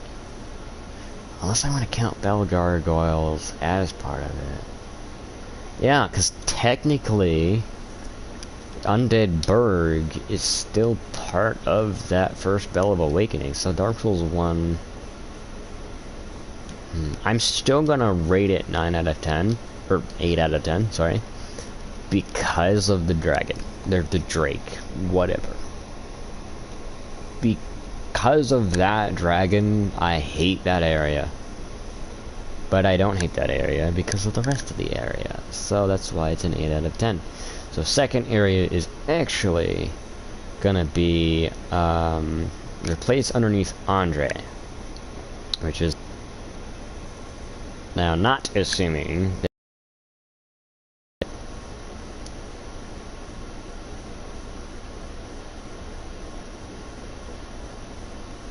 okay, so not assuming that you've already got the Arturius. The Arturius. I can't pronounce his name right now. But Arturius is a glyph to get into Sif's area. Which I guess I have to count that because that is the forest area. So that is the area I'm currently in. But I've made it to Sif, and I've pretty much explored everything that I can explore. So this one I'm gonna rate a 6 out of 10. No, 5 out of 10. No, 6 out of 10. Because the first section of it is pretty good. But, I mean... yeah, I mean, after you open the door with the emblem, I don't know if it's just Dark Souls Remastered, or if that was actually a part of the original. If it was a part of the original, then it stands as a 6 out of 10, because that follow-up past the gates, it's just absolute trash. Alright, Dark Souls 2's second area, which consists of... I guess the first area would also be Pursuer. So, yeah, 9 out of 10 for Dark Souls 2's first area. Still 7 out of 10 for Scholar of the First Sin, because Pursuer's not going to bring that up to an 8. Okay, so Dark Souls 2's second area will be the Lost Balliste. Mainly because that's where Pursuer's bird takes you. So technically that would be the second area, because it's continuing where you left... not where you left off, but yeah, it continues you on the path. So, I'm gonna rate Lost Balliste. I'm sure I'm butchering that pronunciation, but I don't speak French. I'm assuming that's where the name comes from, is French. Yeah, sure, French. The French language, which is French. So I'm guessing Balliste comes from. If it's not French, then it's something European. And I doubt it's Lithuanian. So, Dark Souls 2's second area, Lost Balliste. I will actually give this a solid 8 out of 10. It's a really good area, and I honestly had fun going through it. Now, you may disagree with me. That is fine. That is your opinion. This is my opinion. So, Dark Souls 2 Scholar of the First Sin, again, changes it, pretty much butchers it, but it doesn't butcher it completely, so... Analyzing... Yeah, I mean, I'm just gonna... It's not as bad as the tutorial area, so 7 out of 10. Dark Souls 3, okay, so Dark Souls 3 second area will be foot of the high wall, Undead Settlement, pretty much. Not to be confused with High Wall of Lothric, or Tower on the Wall, but it's basically the second set of bonfires on Dark Souls 3. So, alright, so Undead Settlement,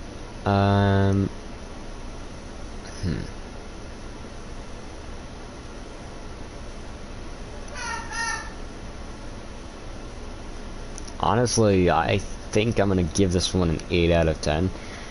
It's not worse than the first area, but the boss really ruins it.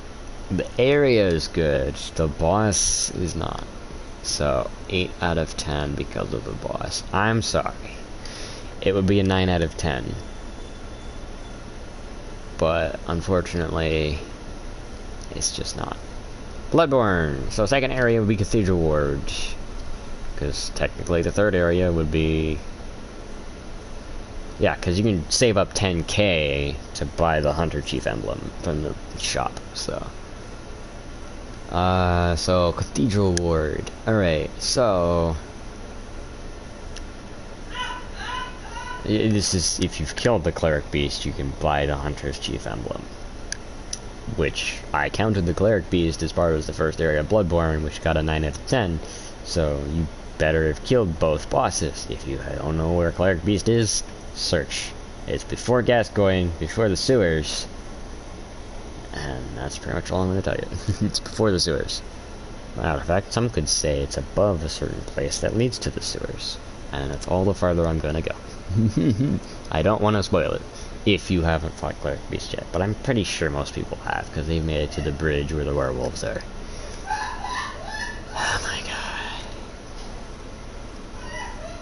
It's just really loud, and I'm tired. Alright, so Bloodborne's second area, Cathedral Ward, with the boss being Viper Amelia. Honestly, this one's gonna be a 7 out of 10.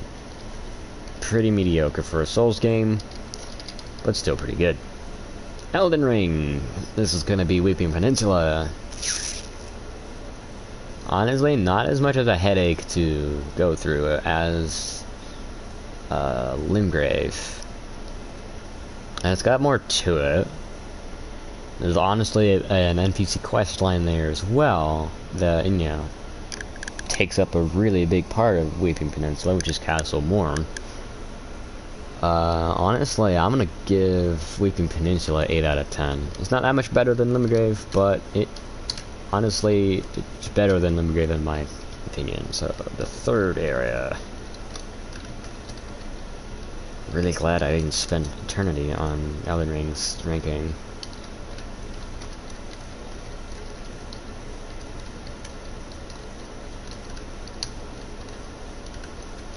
Yeah, I keep forgetting about Scholar person.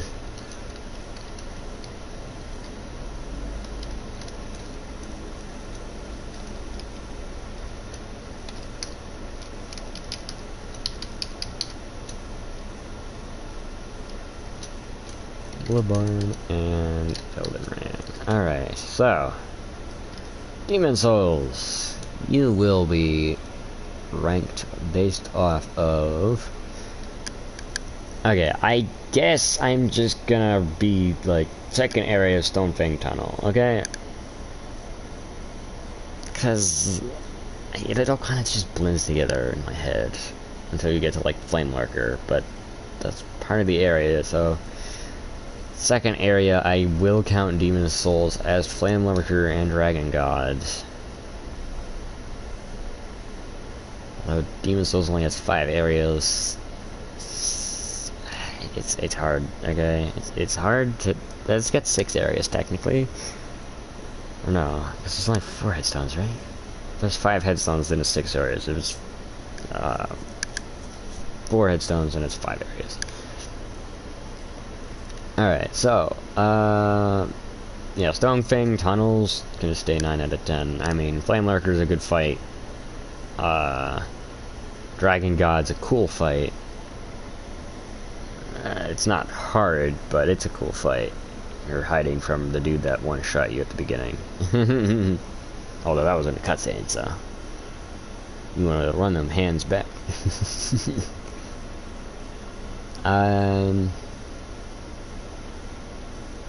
Okay, so the third area in Demon Souls will be... Tower Knight. And... Yeah, no, just Tower Knight. So it's just gonna be the Great Bridge of China, pretty much. And then Tower Knight. I'm calling it the Great Bridge of China. It's not the Great Wall of China. It's a bridge. And it's not even of China, it's of Boletaria. But still, it reminds me of the Great Wall of China. I'm not saying Great Wall of China to be offensive, I'm just saying Great Wall of China because that's what it reminds me of. So... Honestly, it's a bit longer than I thought I remembered it being, because there's an under area to the bridge. Basically, you're in the bridge. There's a threat of a dragon looming overhead. If you're in Black World Tendency, it can be a real pain in the ass to get to the Tower Knight. Even if the dragon is dead, because there are 2 red knights there waiting for you. Not red-eyed, red-aura'd knights. You can save an NPC who will help you later on, but I think that's only if you get a key that you get from another area, so I'm not going to count that downstairs area. And then the boss fight Tower Knight, which is an absolute fucking... I'm so glad the One Reborn was like referencing Tower Knight. Tower Knight, I honestly think, is a 9 out of 10, 9.5 out of 10 boss fight. But the area is pretty short. Alright, so if Stonefang Tunnel is those 3 bosses...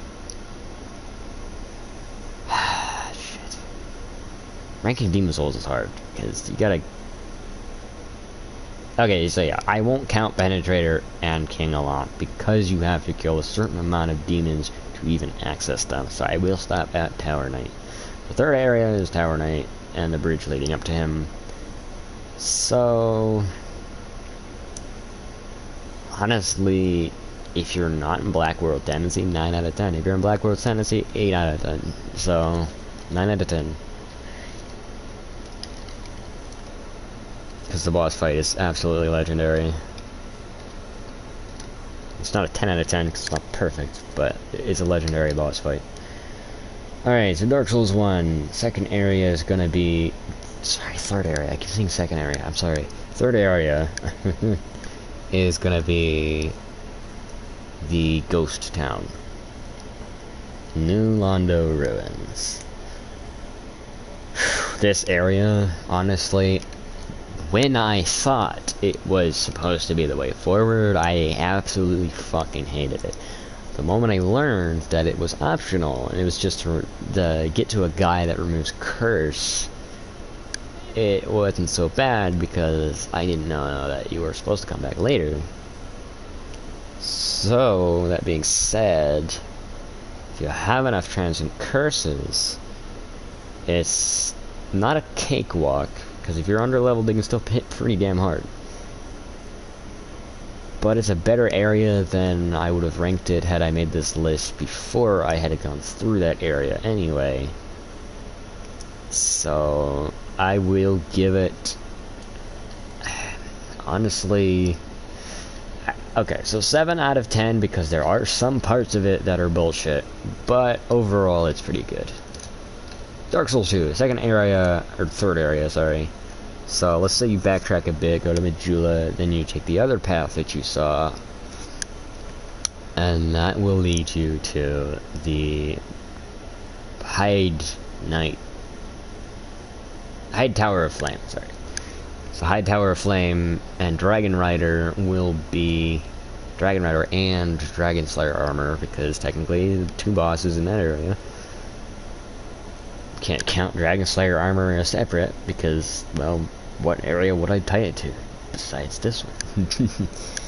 So, with that being said, your way there, it gives you a shield, has a kind of cool door mechanism, not the one you pull back, but the one you pull down, the metal gates. Honestly, feels like a Resident Evil sewer, if I'm gonna be honest. Which, honestly, Resident Evil games are really good adventure games as well. I don't count them as horror because, well, it's only really horror if you're scared the whole time. So, first playthrough is a horror game playthrough, and then after that's shooter adventure, for fuck's sake. But anyway, shooter adventure being like, yeah, the 4th one. Not the remake, because I haven't played that yet. Anyway. I have played the demo, though, so I will say it's an adventure game. An R-rated adventure game, but an adventure game nonetheless. The first one, however, I will forever hold as a horror game, because a child playing that game was not fun. Aiming in that game is also not fun. The camera's locked. Anyway, Dark Souls 2. The Hyde Tower. So yeah, sewers reminds me of Resident Evil. Got me on a tangent. You need a broken sword, shield from there. Not much to say. Then you walk into the Hyde Tower of Flame area. The big guys themselves, honestly, pretty cool fights. Just take advantage of your speed compared to theirs, and you're good to go. Just don't get hit by them, and don't get hit off the cliff by them, because bad footing on your eye. But other than that, grinding them's pretty fine. There's also an area that splits, which is guarded by 3 of them, which they actually let you fight the first one until he's either low or dead. And then they both come in and like, alright dude, you're gonna die for that. And then you can either choose to kill them both at the same time, or you can pull one of them off to the side and kill him. Which, if you go right, that's recommended. path left leads to more enemies. But honestly, it's a pretty tactical area. Tactical enemies. And the Dragon Rider boss can be fun if you're not a cheese lord. By fun, I mean mediocrely fun. And then Dragon Slayer armor, honestly a pretty fun fight. It reminds me of Ornstein, not Smo. It's like Ornstein without Smo. It's a pretty solid fight.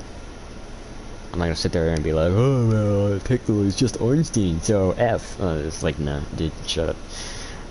It's a good fight. Ornstein without Smo is a pretty cool concept. However, it's not gonna lose points because it was from Dark Souls 1, but yeah, fighting Ornstein and Smo with Havel armor felt like cheating. But honestly, you gave me Havel armor, so I'm not gonna sit there and hold that against that boss fight. Or even myself. But anyway, we're not talking about Dark Souls 1, we're talking about Dark Souls 2. We're not talking about Anno Rondo yet. So Dark Souls 2 is gonna be, yeah, the one I told you about. But the score is gonna be, honestly, 9 out of 10. It's really good. Dark Souls 2 Scholar of the First Sin, however, is a 6 out of 10. You lose 3 points because of all the hide knights you've planted around the place, and absolutely shit on the fucking level design. And you threw a fucking dragon in there, which is in a pretty bad spot. I mean, there's not even treasure for it to guard. It doesn't make sense for it to be there unless there's some deep ass fucking lore on why it's there, like with Midir. But I mean, with Midir they introduce the lore to you anyway, so like I'm not gonna sit there and compare. It's just some random ass fucking dragon, not even named. 6 out of 10. Better than Bloodborne's tutorial area, but still a pain in the ass to fucking get through. Especially if you're like me and you play on Covenant of Champions. But again, if you haven't slain... Oh yeah, that's why it's a 6 out of 10. You know what? Not 6 out of 10. 5 out of 10. Because guess what?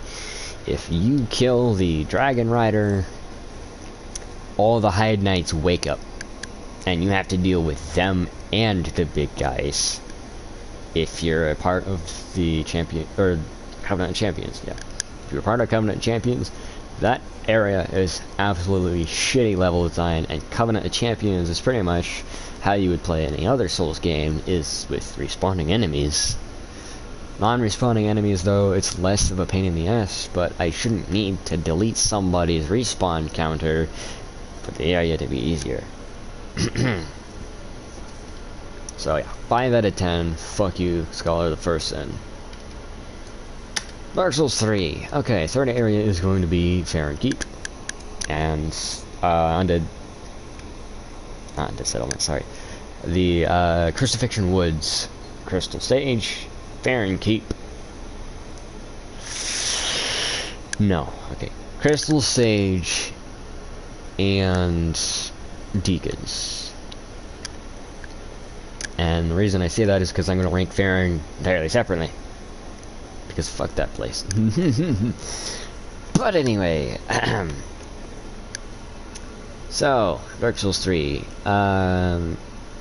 Crucifixion Woods, the path to get there, pretty cool, guarded by something that feels out of place, but I'm gonna count that as Undead Settlement, which already got its wallet from you know who. So yeah, it got an 8 out of 10, but honestly, because of that night, it's getting a 7 out of 10. Sorry. I did say almost 7 out of 10. But, Crucifixion Woods. Without invasions, honestly, The crabs can be annoying, the big ones, but other than that, it's pretty solid. I'm gonna give it an 8 out of 10. If the crabs weren't annoying to fight because of their poise as shit phases, and like just have one attack that they spam over and over and over, and you can't fucking dodge it, because if you do, then you're gonna run into enemies, or if you killed everything already, then just zone them from the shoreline, but stay in range enough to where they don't burrow. I like how every Demon Souls area so far has been a 9 out of 10. Dark Souls 1 is 2 8 out of 10s, a 6 out of 10, and 7 out of 10. Dark Souls 2 is 7, 9, 8, 9. Dark Souls 3, 9, 7, 7, 5. Or the Scholar of the First Sin. Right, I forgot to put the tutorial in for Scholar of the First Sin. So I rated that at 3 out of 10.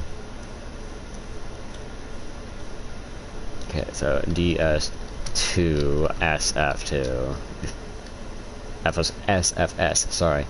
3 out of 10 tutorial area. There we go. That's better. Yeah, 3, 7, 7, 5.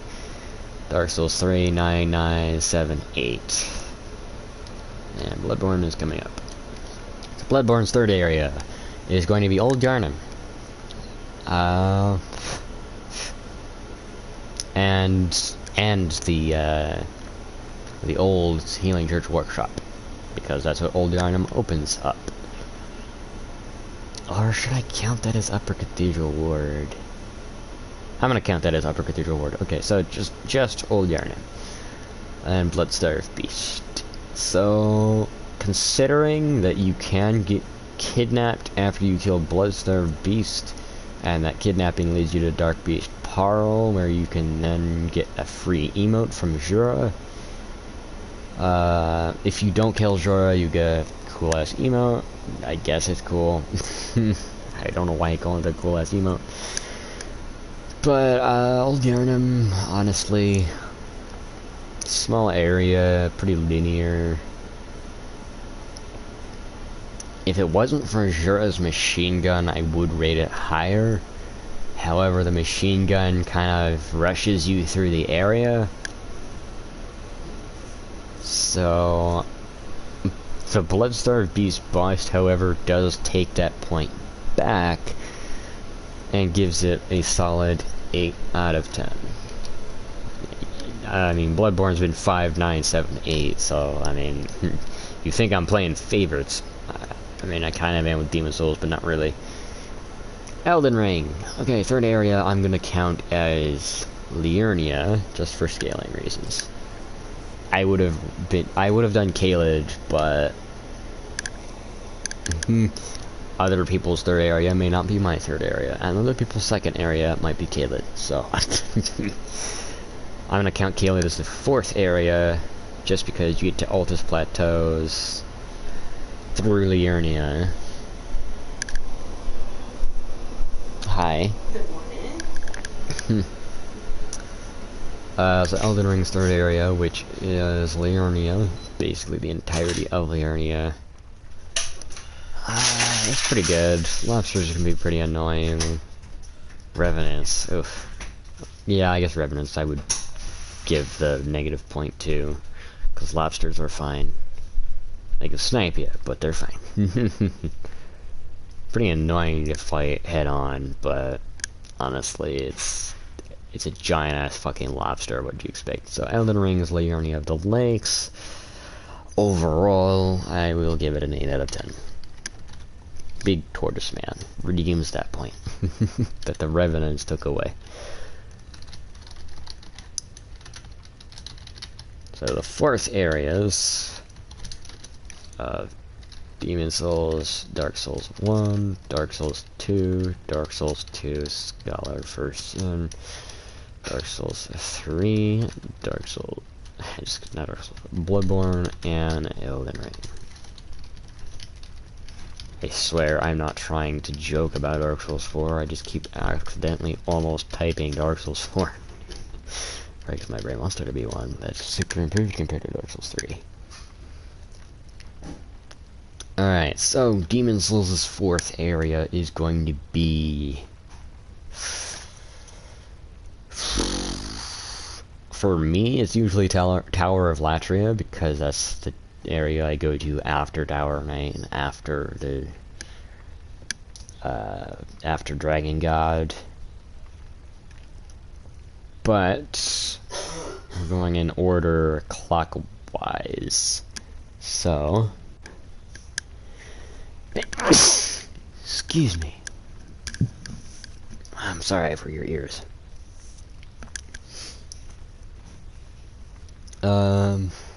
Let's see here. Not trying to storms.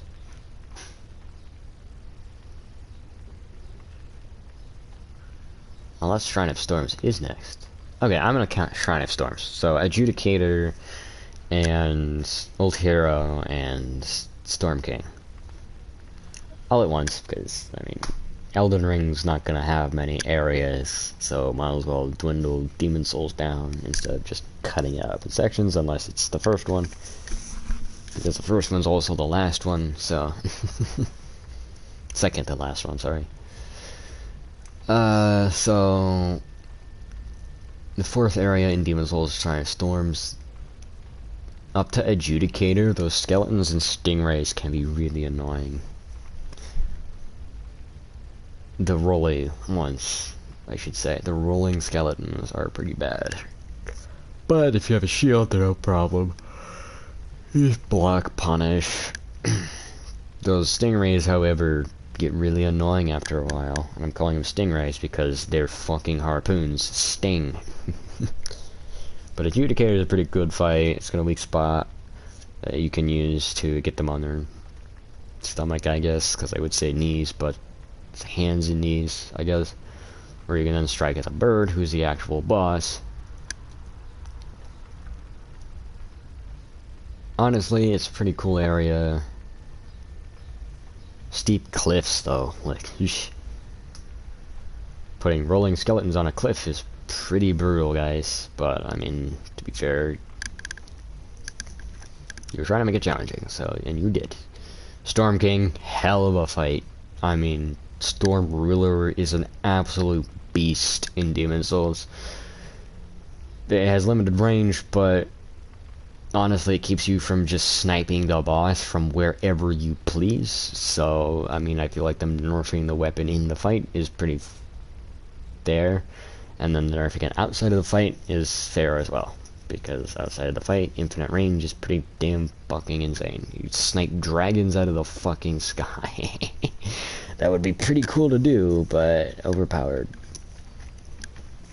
But yeah, considering this area has the first Storm Ruler fight, the Old Hero, which can be kind of annoying, but can be cheesed with the Thieves' Ring, which you find in one of the earlier areas. So you could use that as a strategy to win. Not that I really encourage it, but if you're struggling, then if you don't want to beat it the prideful way, then just go for it, then. Go for the Thieves' Ring. Which pretty much makes him permanently deaf to everything, as he is blind as well. So you're pretty much fighting somebody who's blind and deaf, instead of just blind. And has pretty damn good hearing. So let's see here. Demon Souls, Shrine of Storms. Honestly, the Storm Ruler fight brings it up to a 9 out of 10. I was gonna give it an 8, but I'm sorry. Demon Souls just it's really fucking good. Dark Souls 1's fourth area I'm going to have as, let's see here. What was my fourth area? Because I didn't find Blight Town until after. No, okay, no, that place is after Quelag. Sorry, okay, so no.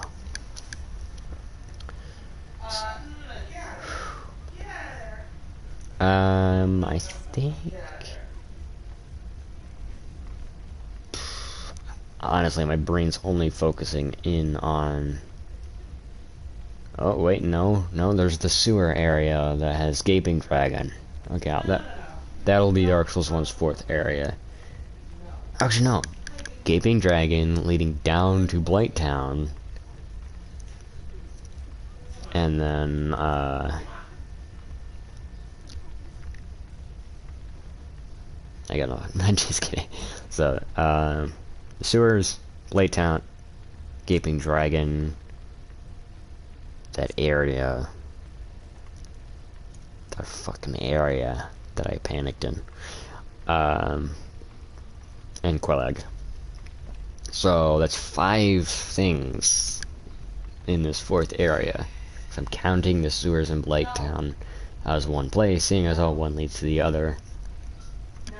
I should have counted the sewers with the first area, maybe? Yeah, probably. But, I mean, Dark Souls 1 branches so... Like, every area has a branch. I also forgot about the Capper Demon, but honestly, that doesn't change my opinion on the first area. It's still 8 out of 10. I forgot about Capper Demon because he's fucking average. He's an average fight for me. So, honestly, Blighttown's not that bad. I've had worse poison swamps. Keep.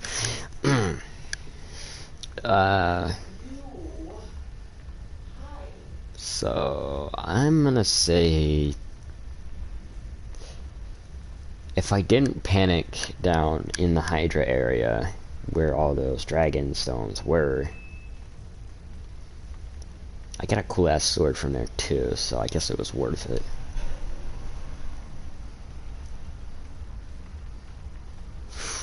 That tree's a fucking abomination of game design, though. Like, you didn't even map out the geometry to where the player doesn't think they've been trapped in the fucking game.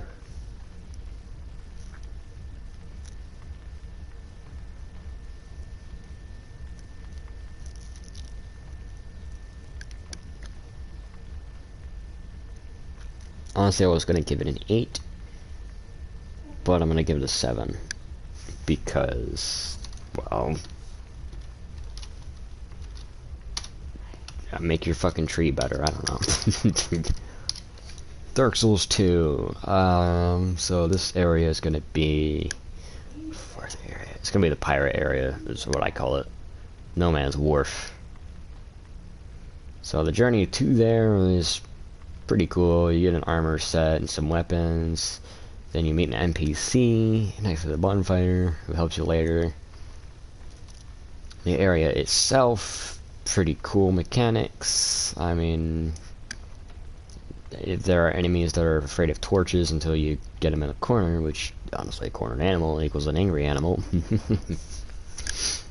No complaints there. The boss is... Honestly, the water rising makes the boss cooler, but it's not Rayam and Sukuna, but it's not trying to be because it came before. I mean, maybe it is, but not in the way that you're thinking, but in the way that I'm thinking, where it's based off the same mythology. But honestly, mythology aside, I'm ranking the area and the boss, not the mythology. I probably should have made this one the 3rd area instead of Lost Ballista, but I mean, whatever. Honestly, this one's a solid 8 out of 10. Would be a 9 out of 10, but the boss fight could have been better. But we're just gonna leave it at 8 out of 10. The boss fight isn't the only thing that makes it an 8. I mean, if it was just a bad boss fight, I would have made it... Because it's not a horrendous boss fight. It's a decent boss fight. It's just, compared to the area, it's pretty not high risk.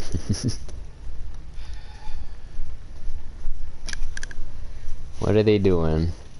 Getting under the cords and the tags on the cords and shit under the desk. Like constantly. Like they're insistent. And I'm like, no, not have those. Go play with something else. Yeah, no. You need one of my shoes? Should be a decoy for the... I got a decoy. They play with the ball now. Alright, I'm just saying because they like being near us. I know, and that's fine.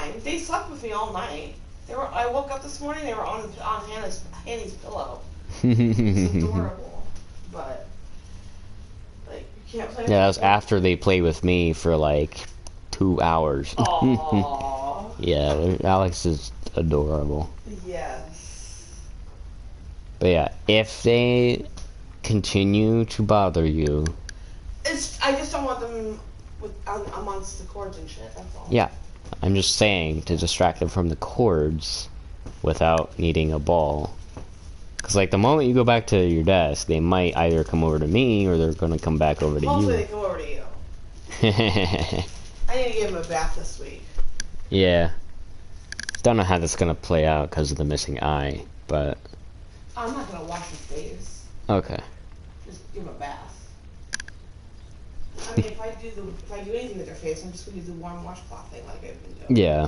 Because they can still close it, so... Alright, back to it. Scholar of the First Sins version of No Man's Wharf, though. Honestly, there's not much difference besides the assassin bird that we later see in Dark Souls 3, or should I say, see earlier in Dark Souls 3 DLC. I don't know which came first, that or they, because it could just be a more difficult enemy from farther in Dark Souls 2 that I just haven't encountered yet, or I don't know. So I have gotten farther in Scholar of the First Sin than I have in the original. So, meaning I probably would have beaten the original. It's on PS3 though. So I get a capture card, I don't think I'll touch it. Same with the original Demon Souls, but I've played through that game so many times. So Scholar of the First Sin, honestly there's not much difference, 8 out of 10. That's like the first really high score for Scholar besides 7's. 7's is average, like I said. Dark Souls 3 is going to be... Did I already say what this is going to be? I can't speak. So, okay, so we got Gundyr, Vort, yeah, because I said Gundyr, my brain went to Osiris. Because Champion Gundyr exists. So I'm going to count Osiris and Champion Gundyr as part of the same area. Because Consume Kane's Garden's a small area. Alright, so, so fourth area. So first area was, okay, so Gundyr, Vort, second, or Vort is first area. Tree, second area.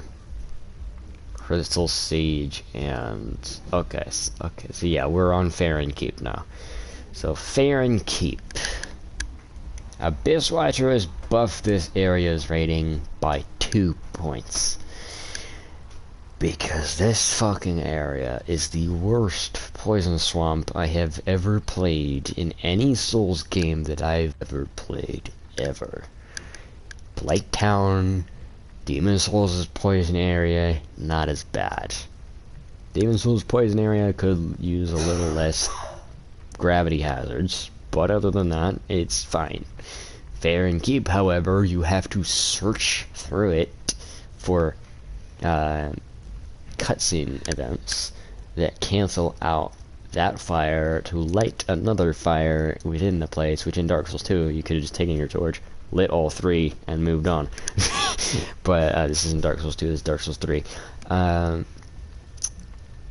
So yeah, Farron Keep is honestly my least favorite area, possibly in all Souls games, but I have not played through all of them yet. It's not as bad as the tutorial for Dark Souls 2 Scholar, though. 4 out of 10. I'm sorry, Dark Souls 3, but Farron Keep really isn't that great. And if you add invasions on top of that, which I'm not going to as part of the ranking, you have 2 to 3 different factions that can attack you. You got your standard, you got your Rosarias, you got your fucking... or not Rosarias. Standard, Madmans, and watchdogs. Yeah, that's 3. And we encounter that again in the next area. Yep, the next area. I was just double checking in my head, sorry. But yeah, Irithyll is the 5th area for Dark Souls 3.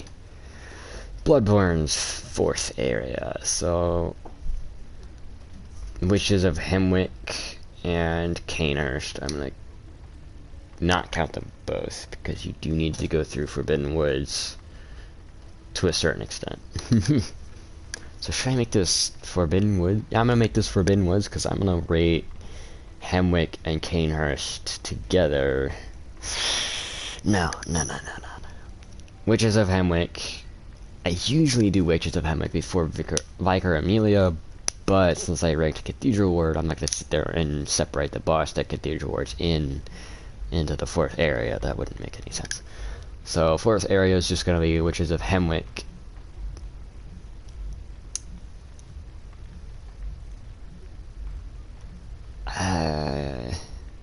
Yeah, I guess Hemwick Charnel Lane, I guess. So I want to include the first place of the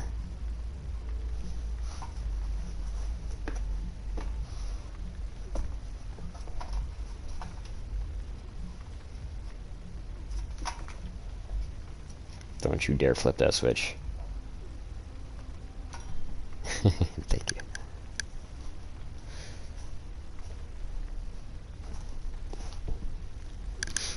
Anyway.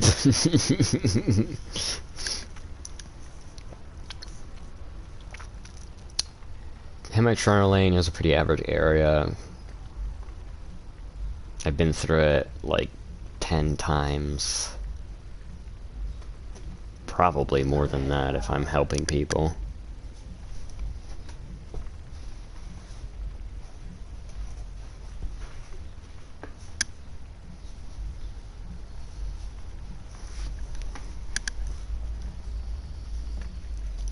You play with the sock, huh? You play with the sock. I have a cute kitten distracting me, I'm sorry.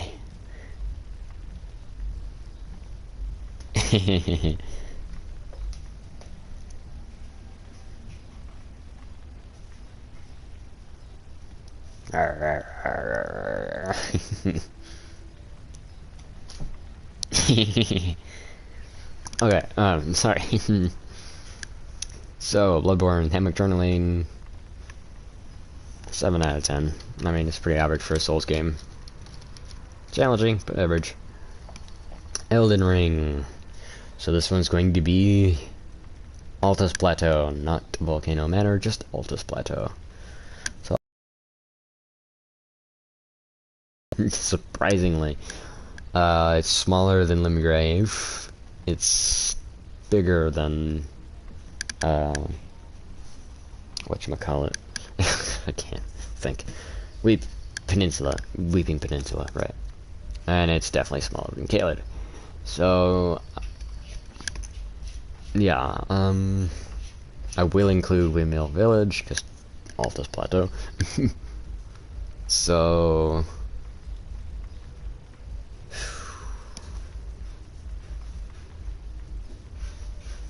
honestly, it's pretty average, so like 7 out of 10. Honestly, the reason it scales, or it ranks higher than its first area, or just, I'd say like 7.5. I don't think sit there and do decimals, damn it. It's a high 7 for me, just because it's got some good points in it, I'll just say that much. Oh, I didn't count the heroes' graves. Shit. I'm gonna have to give it an 8 out of 10 now. So the heroes' graves actually help it for me. The Black Knife and the Giant's heroes' graves. Giant Slayers. Unless that's in... I'm pretty sure that's in Altus. No, it's in the snow area. Okay, so it's still an 8 because of the assassins and the fucking dragon that you fight. He went over to her again. No. Yeah, 8 out of 10 still. I mean, you get a fucking ancient dragon and the, godskin dick face. Sorry.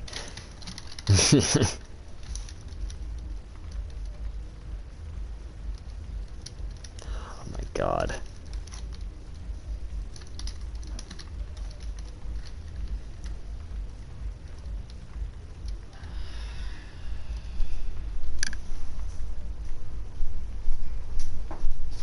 Don't.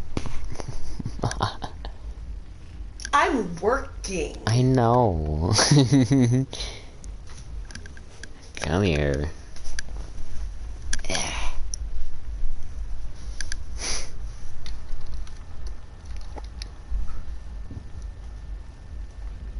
How the fuck do you spell fifth? Ah, fuck it, I'll just do F, or just 5th.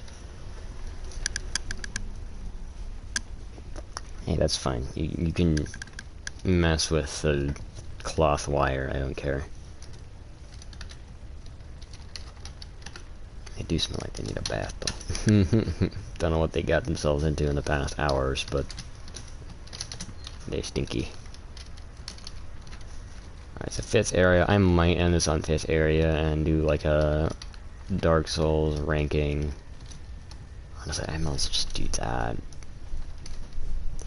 DS to SFS. Jesus. It's like Super Saiyan God Super Saiyan on another level. SSGSS, and there's still an extra fucking S at the end of this one. DS3.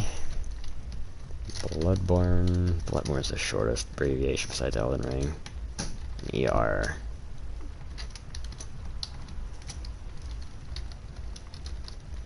Yeah, Sekiro is 4. I just did the abbreviations to see how long it would be, and it's just 4. SSDS. It's that simple. Alright, so Demon Souls' 5th area, which will be the poison area. This will include Leechmonger, Dirty Colossus, and Maiden Estrella, who has one of the best goddamn themes I've ever fucking heard.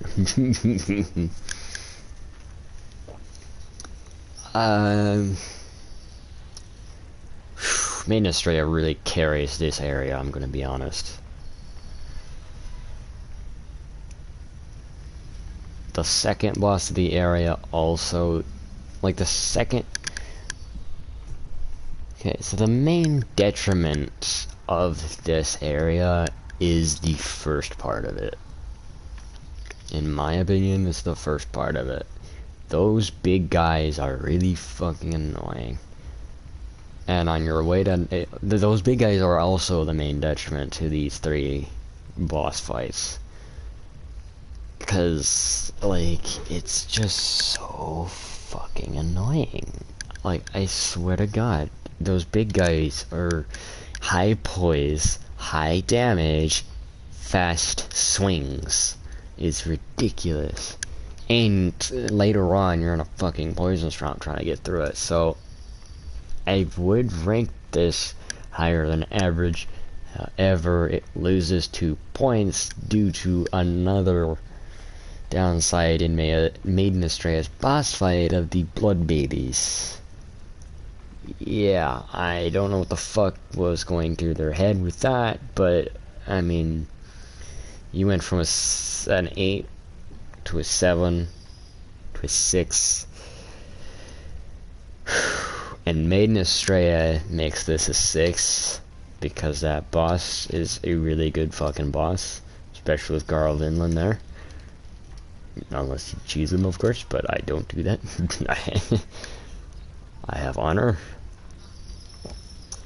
But yeah, that's the first Demon Souls area to get a 6. Damn, it has 9s all the way through, and until now it's got a 6. So Dark Souls 1. 5th area is going to be... Shit, I haven't gone through those ruins yet. I've only fought, what's his face? I think it's called Lost Isless.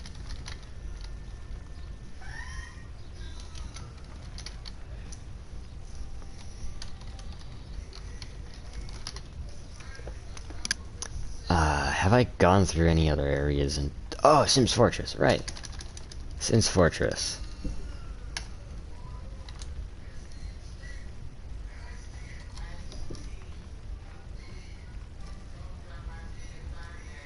Alright, so Sims Fortress. And the Iron Colossus, or Iron Giant? Iron Colossus, I think. Because Iron Giant's the movie. Iron Colossus, I think. Something like that. Definitely not Tower Knight. it fights like Tower Knight, but on a roof. So, honestly, I don't have beef with this area like other people do. It can be very... Like, I get myself lost in there. Don't know how I get lost in there. I just do.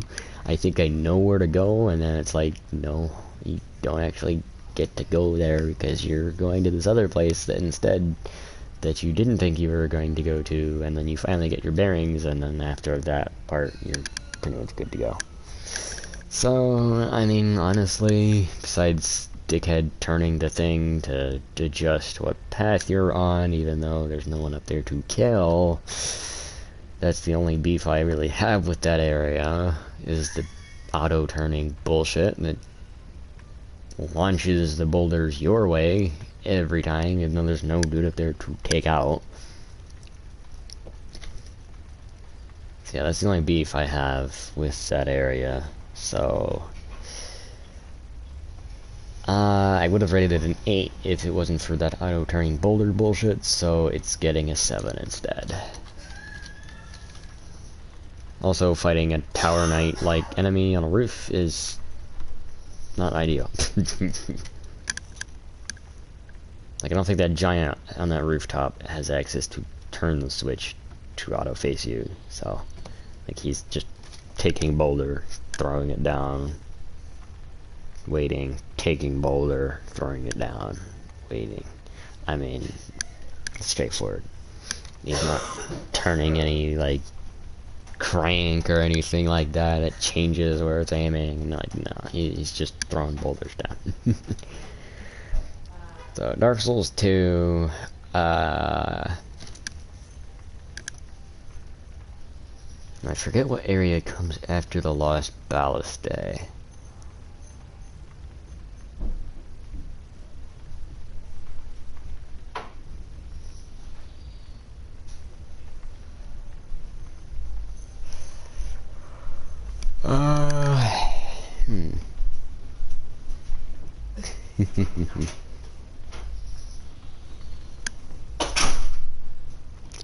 You know what I think's cute? Ava's playing with Alex. Aww. And she's not being rough, so.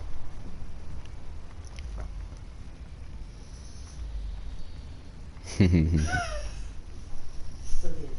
morning, Daisy. Did you, Ma? Did you just order for yourself? Yes. Okay. I had $6 in the bank right now. Oh, okay. That's fair. So, you have oatmeal and milk, yes? I mean, yeah, but it's oatmeal. I know. I will. I'm almost out because I have 3 packets to even fill me, for fuck's sake. Well, I am going out DoorDashing today. Okay. And Mondays are usually pretty decent days. I should pull in $70-80. So if I can do that, then I will get you a special breakfast tomorrow morning. How about that? Okay. Does that sound good? So, question. Yeah. What would be cheaper? What? Buying me oatmeal every 3 days or so, or buying me breakfast? Choice, these will last you longer. I just didn't get it from CVS because it was $7 for a fucking regular box. Yeah, I know. Like, it's like the cereal I lasts can me a get while. the family size at Meijer for cheaper than that. Yeah. So. Which is good, because, like, Jesus, Right. $7 for a normal box of cereal Yeah, no, is too that's fucking insane. much. that. When you first said that on the phone, I was like, what is it, $10? You're like, that's fucking close. 7. Yeah. I was like, are you fucking kidding me? Yeah, like CVS knows they're the only place in town open after midnight. So I didn't get there, not a grocery store, but come on. I know. It's like, what the fuck? So, yeah, I should be able to get some, I'll be in better shape after today. I'll be able to get some food and... So some warm food would be nice. Yes. That's not ramen noodles, because those... Just eating those without any eggs is something I should not be doing. I should put eggs in my ramen noodles. You can if you want. I'm just saying I should, and I haven't been doing that. Well, you can. I know I can. I'm just telling you. You don't have to say those last 2 eggs for me. You can use them. Okay, those last 2. Yeah. To give them more flavor. Yes. And it's yummy. What are you doing, Ava?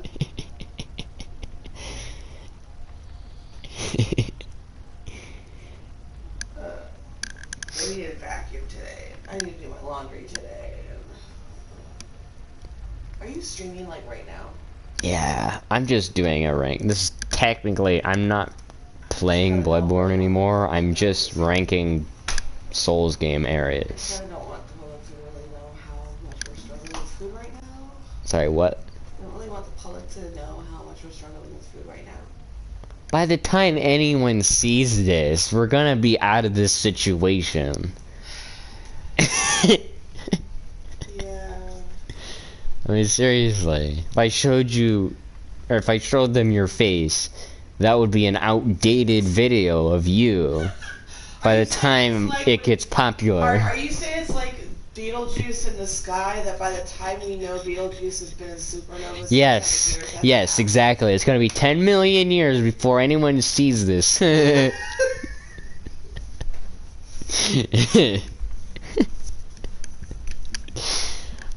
Shit. Alright, Dark Souls 2. I know there's an error. Like, I've gotten far. I just don't remember the order of them, because I was with Kermit at the time, and he was all over the fucking place. So, Lost Balliste leads to...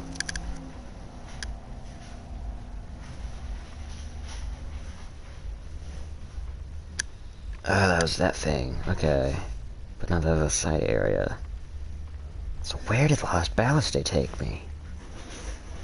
'Cause I know it led me to, the center, which leads me to the primal bonfire there.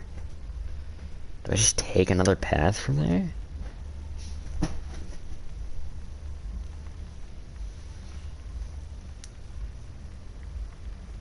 Something. Take Earthen Peak. Okay. I'm gonna have Earthen Peak as the next one, because I don't remember how I get there, but I know it should be the next one because it's before Black Gulch. So, I mean... Guess what they didn't give me today? What? A straw. God damn it.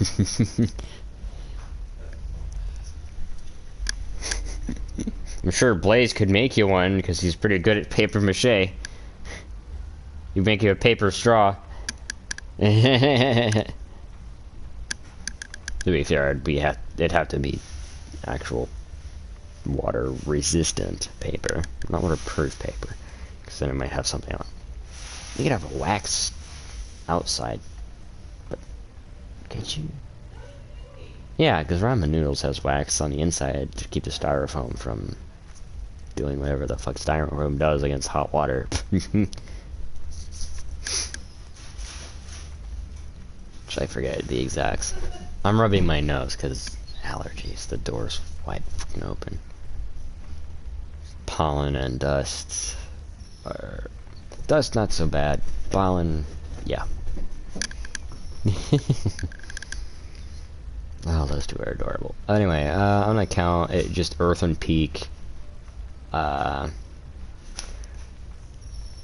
that forest area, right. And that was the chariot. And that led nowhere. shit. What I mean by like Dark Souls 2 is the worst part about Dark Souls 2 is you don't know what connects to what unless you've done more than one playthrough, and I have not done more than one playthrough. I've made multiple characters, but I haven't made more than one playthrough. Because I have yet to beat it once.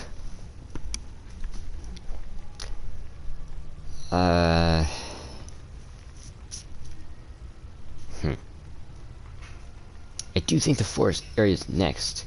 It's like it branches off to Earthen Peak. Either that or Earthen Peak is connected by... Okay, so I do think Earthen Peak is next, because that forest area you need that faith person from after Dragon Rider. So maybe... it's just... shit. I will be counting DLC that I have played, though. Any DLC I have not played, like in Dark Souls 1, I will not include in part of this list until I actually get there.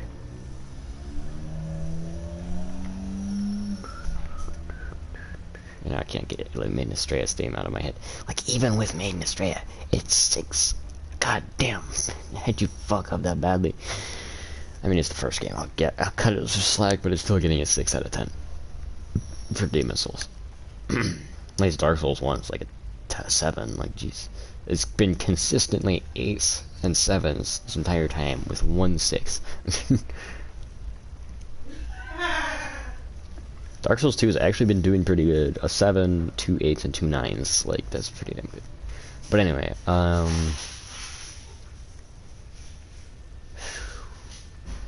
I forget how you get to Earthen Peak. Honestly.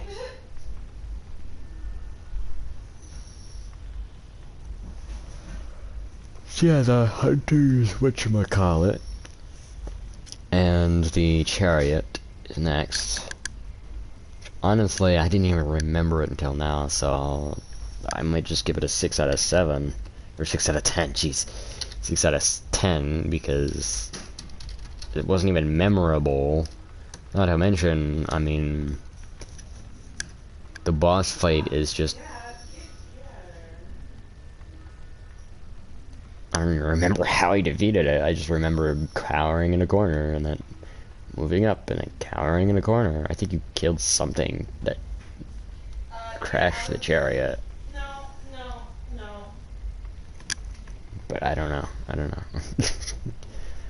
I'm gonna give Skylar the same 6 out of 10, because honestly I don't think it changed much.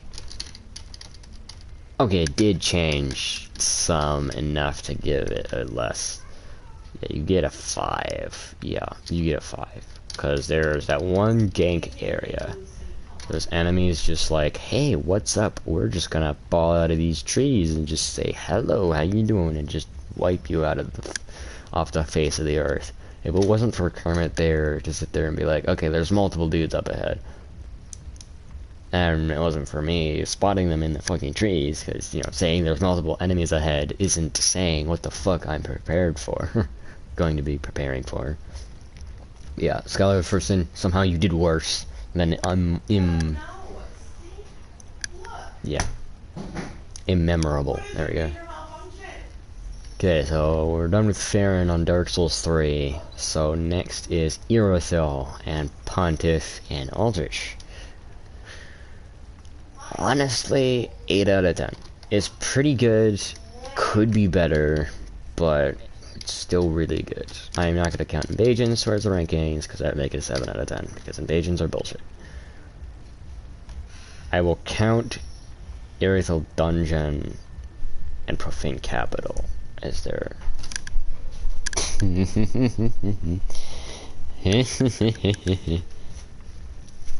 Hey, no.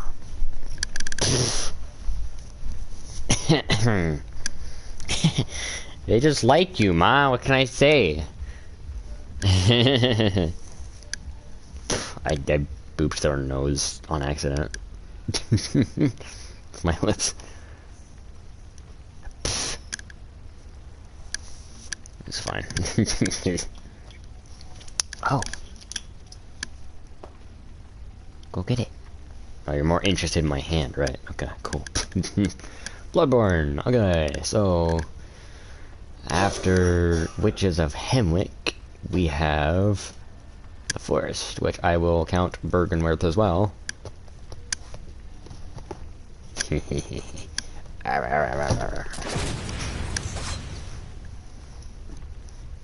Thanks, but no thanks. That's why I'm over here. That one. But, yeah, Bloodborne is gonna be...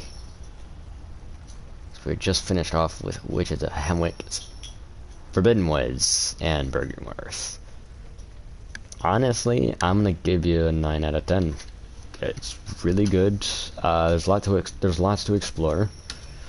Nothing's too daunting for you to be like, I just come back here later. Like, no.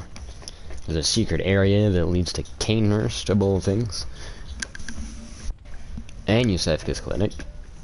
So you get some more secret lore. So yeah, 9 out of 10 for Forbidden Woods and Bergenworth. Some of you might disagree. I don't give a shit. It's my opinion. Honestly, Bloodborne's been doing pretty bad. 5, 9, 7, 8, 7, 9. I mean, come on. So, Elden Ring. Caelid. That's what's next. Caelid. Honestly, not as bad as most people think. Or have experienced, but it's pretty big.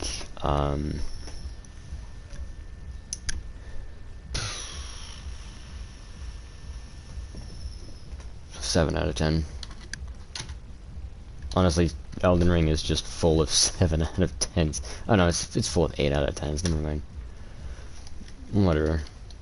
I'm just gonna put the number and then TH, because that's pretty much what we're up to. So, Demon Souls, Dark Souls 1, Dark Souls 2, Dark Souls 2, Scar, First Sin, Dark Souls 3, and Bloodborne, and Elden Ring. I honestly might put 3 question marks here on Dark Souls 2 because I don't think I've done Earthen Peak. Okay, yeah, I've done Earthen Peak on original Dark Souls 2. Alright, so Demon Souls. So this next area is Tower of Latria. This honestly isn't as bad as most people think it is. It's mainly just the cliffs that, like, you went the wrong way, and if you keep pressing forward, you're gonna fall to your death. Not our problem, not our fault. You can't look down. Just kidding. But honestly, Tower of Latria, it's pretty decent actually. I have no quarrels with it. It's pretty good, but it's less than Demon Souls average, so I'm gonna give it an 8 out of 10. So it could be better, but it's not that bad. And it's not average. Alright, Dark Souls 1. Alright.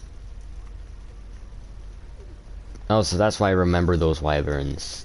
Or those, not those wyverns, those drakes. Because that was on my way to playtime.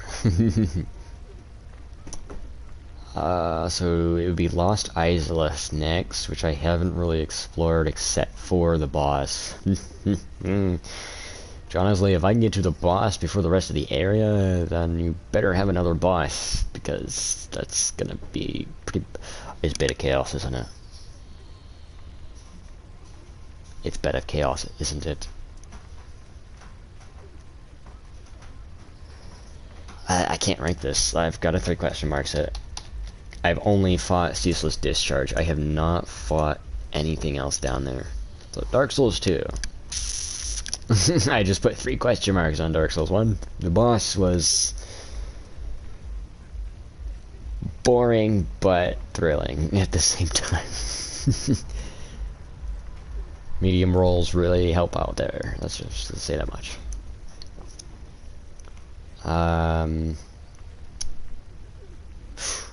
Alright, Dark Souls 2. It's gonna be Earthen Peak. So original, I'm gonna give this an 8 out of 10. It was pretty damn good. But it could have been better. And then Scholar of the First Sin honestly wasn't that much different. They had a few new enemies, but other than that, it's still an 8 out of... There are some cheeky ambushes, but I don't know if that's enough to lower the score or not. Although, now that I'm remembering correctly, yeah, 7 out of 10 for Scholar. My brain was just brought back, and I was just like, yeah, you know what, I think we can give this a 7 out of 10. This is not as good as original Earth and Peak.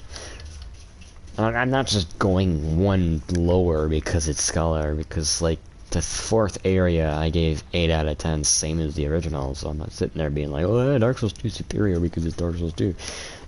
No, there are actually some areas in Dark Souls 2 Scholar of First Sin that don't feel that much different than the original. But then the ones that are usually altered enough to feel different in a bad way. Dark Souls 3. Okay, this is gonna be Irithyll Dungeon and Yorm the Giant, because nothing else I can go to until Yorm is dead, so... Honestly, Irithyll Dungeon was a 7. Profane Capital, however...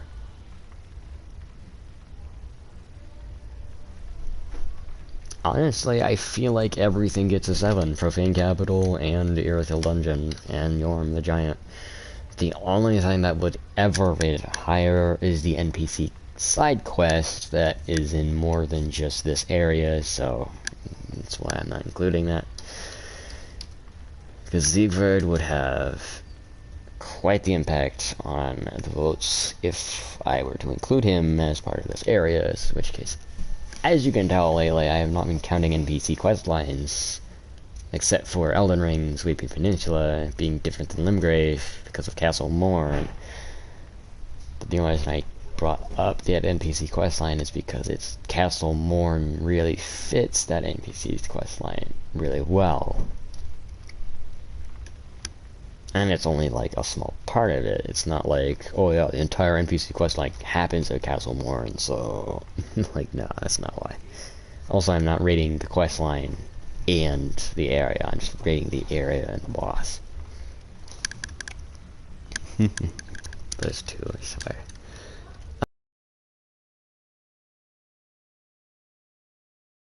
Orgul Unseen Village and Canehurst. Actually, no, just Canehurst for now, because technically you can go to Canehurst before Blood Moon phase, so Canehurst it is. Honestly, this area was pretty small, that's why I almost ranked it with another area, but I'm going to refrain from doing that. Honestly, both areas are pretty small. I could rank them together, but I'm not going to, because I do have different opinions on both. So yeah, Canehurst, good source bloodstone chunks if you need them. The gargoyles, and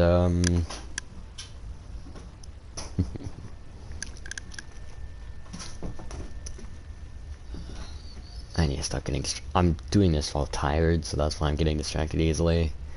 Canehurst, Canehurst, Canehurst. Okay, Myra Ligarius, boss of a boss fight. I have to say, it's really memorable. Whenever I think of Canehurst, I think of the Queen of Canehurst, and he is guarding the Queen of Canehurst. He's quite literally the I may be old, but I'm still young enough to kick your ass.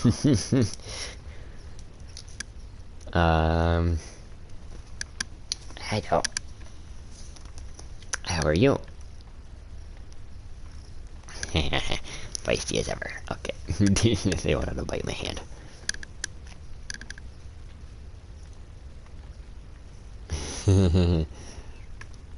Bloodborne, Cainhurst. The gear you get from Cainhurst is really good. If you follow her quest line, she gives you the Cainhurst badge. Or if you just sign up, I don't remember. If you just sign up, then I might rate it on armor, but I'm gonna play it safe and not do that, because you might need a blood drake to get that badge. Though I don't remember. It's been a while. I know you need the badge to get the gear. I just don't remember if you need to get the badge. Blood drake to get the badge.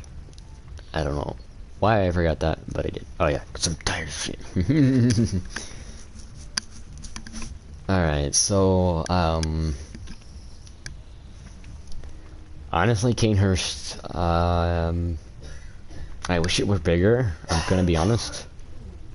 Wish I had more secret areas at least. Like, if you make it bigger, make it vertically. You know, make a basement to it or something.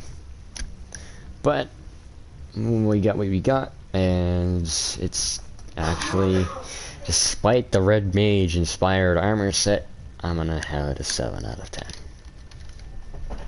And yes, despite the boss, Martyr Ligarius.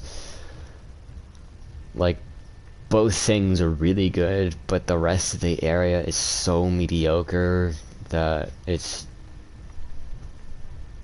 Without those two, it would be a 6. I'm gonna be honest, Cainhurst would be a 6 because of how short it is. It's so short. But because of Martyr Ligarius and the Knight set, it gets a boost. Also, I'm pretty sure Cainhurst's badge is gotten on joining her covenant, not just turning in blood dregs. Which turning in blood dregs is... Actually, I don't know, her quest... She doesn't really have a quest line, really. She's just a covenant holder that is part of someone else's quest line. But I'm not gonna tell you who that is, just in case you haven't played that quest line. It's Alfred's quest line. I just said I wouldn't say who it was.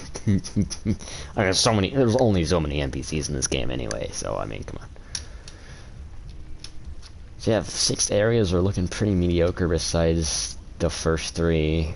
I guess first 2, because Dark Souls 1 is unrated. Elden Ring, Volcano Manor, and Mount Gelmir.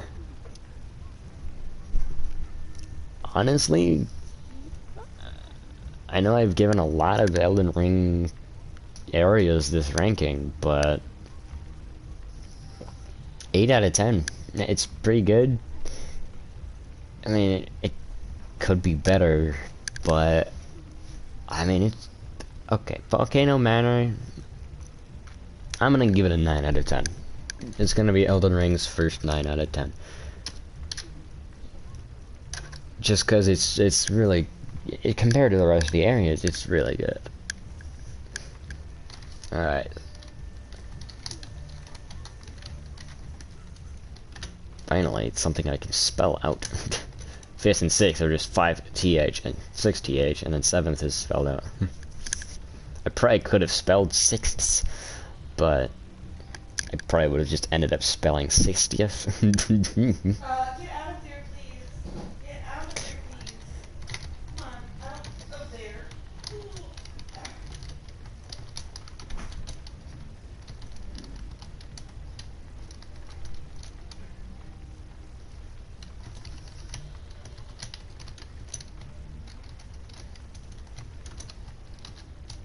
Alright. I forgot the 2 spaces, right. Alright, so Demon Souls' 7th area consists of Penetrator, Old King Allant. Yeah. Lothric Castle, pretty much. I said Lothric. That's how you know I played too much Dark Souls 3. Like, you know, Boletaria Palace and Lothric Castle. Just... ah, shit. Okay. Honestly, this area might be the best in the game. if you combine it with the first area. However, there's the roadblock after Tower Knight, which separates these two areas. So, it's still a really damn good area, with some questionable parts. The boulder in the very thin alley, I don't think I've seen any architecture ever that looks like that. The boulder with the assassins in each tiny place that's not really an alleyway, because A, it's not leading anywhere, and B, there's nobody living in like any corner or anything. It's just a weird trench-ish area. It's, again, it doesn't fit any history, anything. It's more of like a level design, we wanted to force this in here type thing. But other than that, I feel like the rest of the area is fine. Also, I think it's where I found my first bestial demon, whatever. But I'm not gonna rate it on that. Penetrator, I mean, that boss fight, shit. Man, dude, Penetrator is a historic boss fight for me. Not because of how great or how difficult and how tough as nails. Just the impact that boss put on me as a kid. Like, my first fight against him really set the bar for people like Sephiroth. I'm not kidding. I knew about Penetrator before I even knew about Sephiroth. And honestly, my love for Sephiroth probably also comes from my love for Penetrator. That motherfucker comes in like, oh, you thought you were fighting this motherfucker? Stabs him through the fucking back, throws him across the room at your feet, and then readies up as if to say, no, you're fighting me. And like, that is the most badass fucking boss entrance I think I have ever seen in the history of games that I've fucking played. And I've played a lot of fucking games. And then it's followed up by a blue dragon sequence and a triple invader NPC thing. Triple invaders come before the blue dragon, but the blue dragon is another part of Demon Souls that I love because it behaves like a fucking dragon. Wish you could shoot it off the building and proceed to fight it on the ground, but to be fair, trying to get a dragon to fight on stairs is like trying to fight ancient dragon Lanciax on that slope, which isn't the greatest, but isn't the worst. But for Demon Souls, that would have been one hell of a fucking challenge. To give a dragon melee combat back then would have been something, which Dark Souls 1 did, but we all saw how that was. Which is why the first area in Dark Souls 1 got a 8 instead of, or no, second area got a 6. No, I did count it as the first area. So yeah, it got an 8. It would have gotten a 9, probably. But there were too many factors. I guess I should rate it 7 because of the dragon, but I'm not going to. Because that would feel too wrong, I guess. Anyway. Demon Souls' final area, I mean, Penetrator, dude.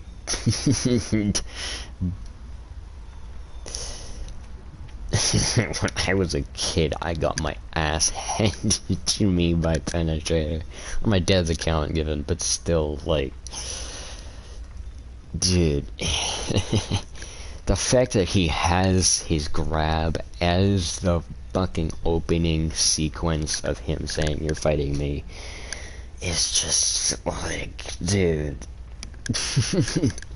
You being thrown across the fucking room by a guy probably twice your height with a sword twice your height, It's some Sephiroth fucking shit.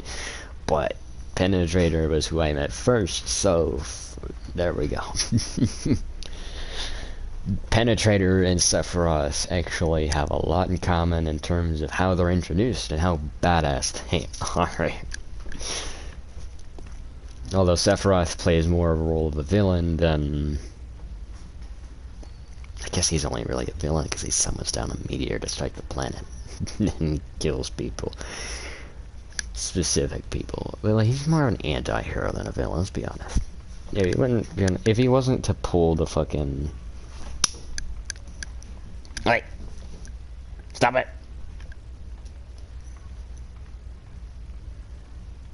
No! Not the thin wire!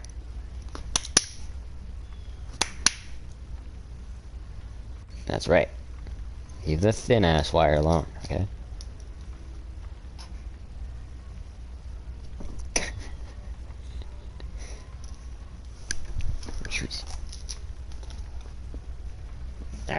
My hand.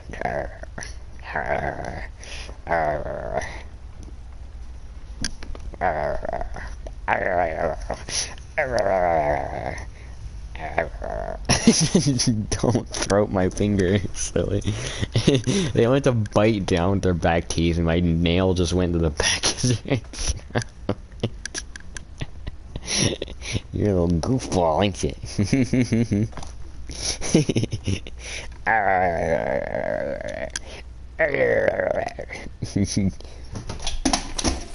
Ah, shit. My controller fell. I should get back to this. So Penetrator and Old King of Land, I mean, two of the best fights in Demon's Souls ever. I mean, seriously.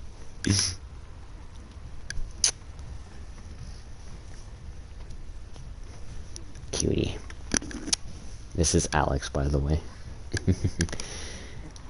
Your heart is racing.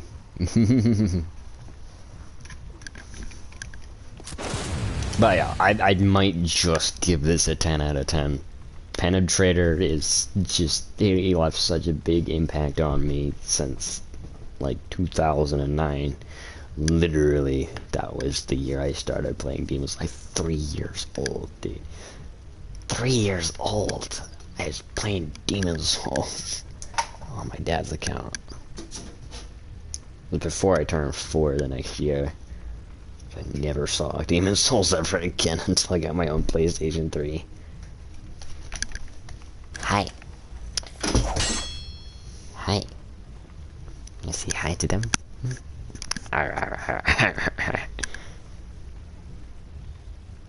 Yeah, they went down. They keep coming up here because they want to get up on my table, but I won't allow that. You want to tussle with the foot again? Nah, nah, they don't.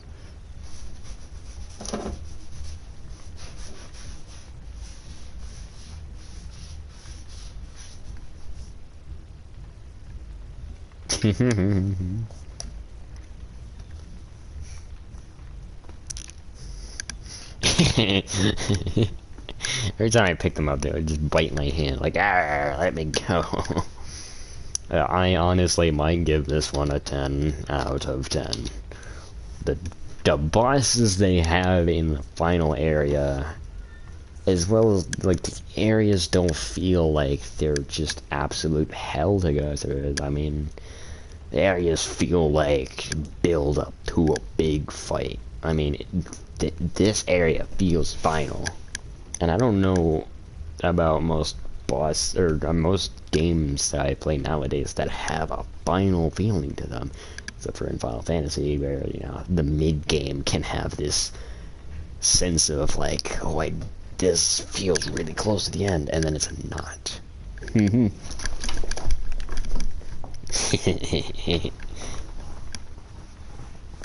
was gonna scare him off the wire from now on because that keyboard wire is way too thin.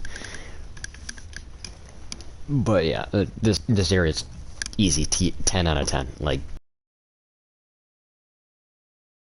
Trader, Old King of Land, The Aura of the Twin Fangs helping you out with the Blue Dragon. I mean, it's absolute perfection. And I wouldn't have asked for anything else. You even get a lore fight between you and Ostrava. I don't know the exact lore behind it because it's been a while, but, like, it's some fucking final shit. I mean, seriously. Demon's Souls have one of the best final areas, in my opinion. That go off the fire.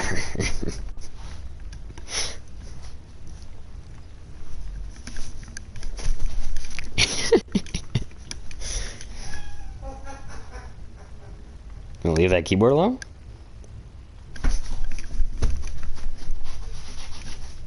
They're pretty brave.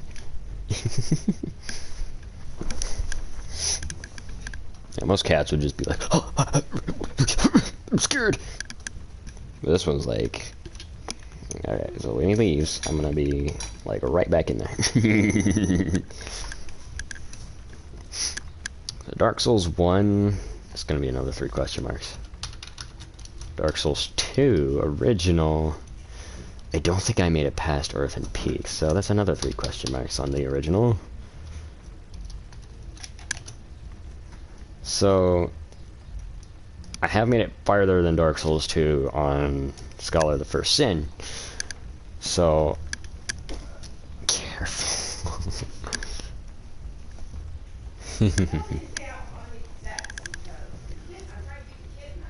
So, Scholar of the First Sins, okay, there are 2 areas I have in mind.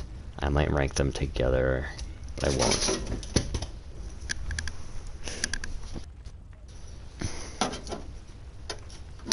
Over there. Oh, great. Oh, no. God damn it.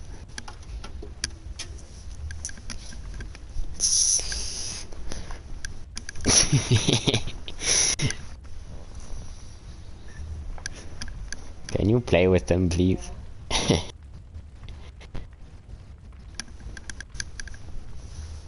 Okay, I'm back. They disconnected my LAN cable from my PC, and that's the only way this thing can connect to the internet, so.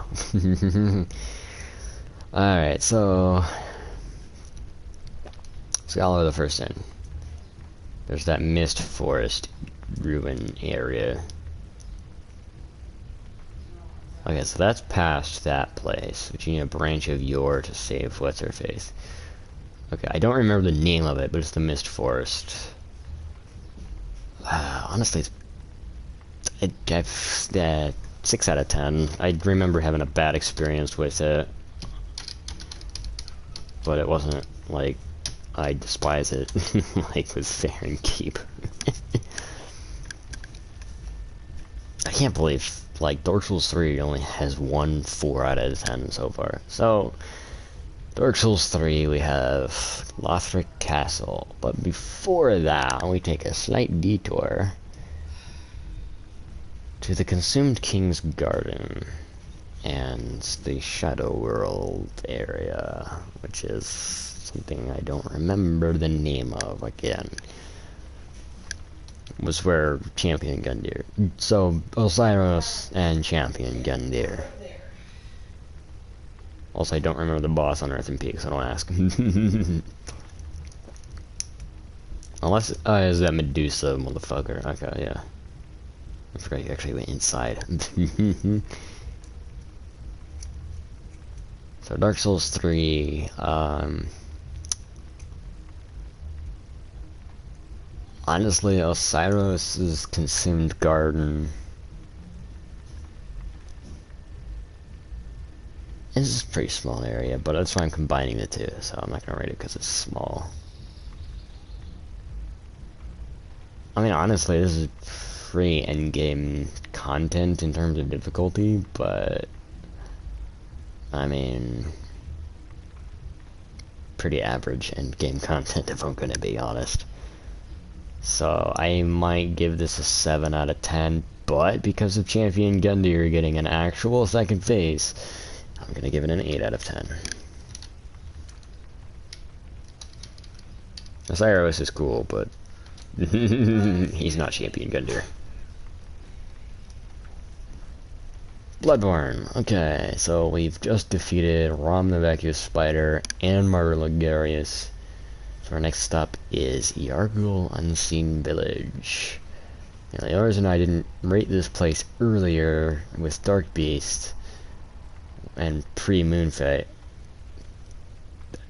pre-Blood Moon Phase, sorry, is because I wanted to rate the two areas together because it's the same place.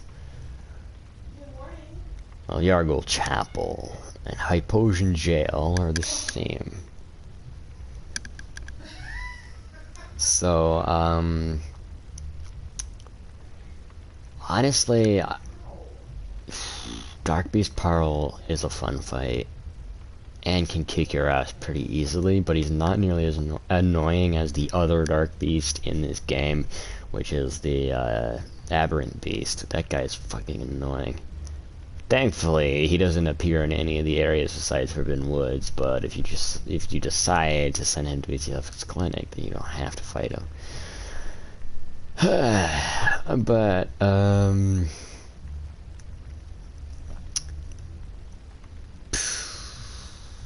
mean, if you send him to Odin Chapel, you're just gonna get a bunch of dead innocents, so don't do that either. So,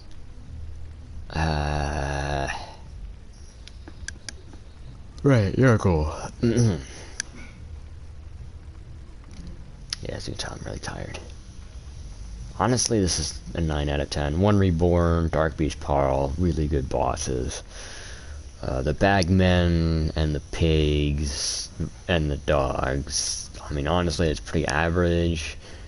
But Blood Moon Phase, changing the entire area and opening up way more to it is just a lot cooler, which brings it up to a 9 out of 10.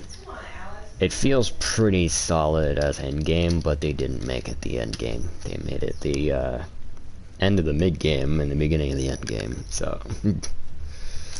Elden Ring. Okay, so this one's going to be...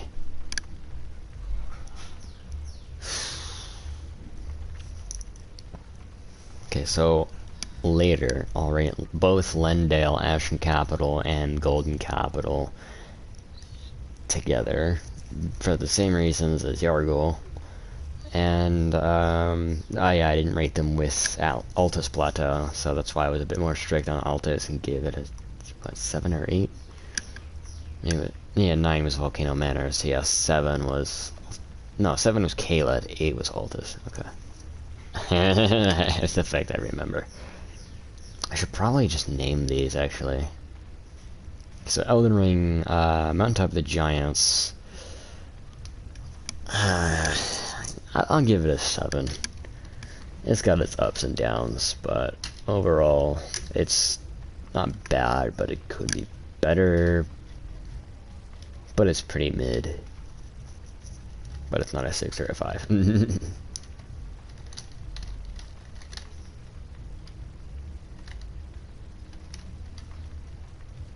Alright, I don't know how to spell 8, so I'll just put 8th. I'm close, but I'm not there. I am not there. Alright, so tutorial areas are pretty straightforward, but I gotta have...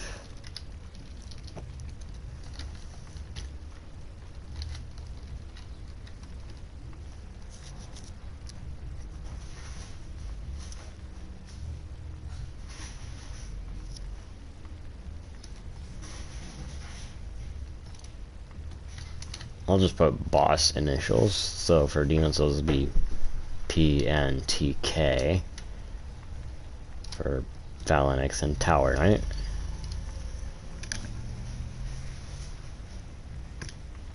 And then Dark Souls 1 is TD for Tara's Demon. Dark Souls 2 is...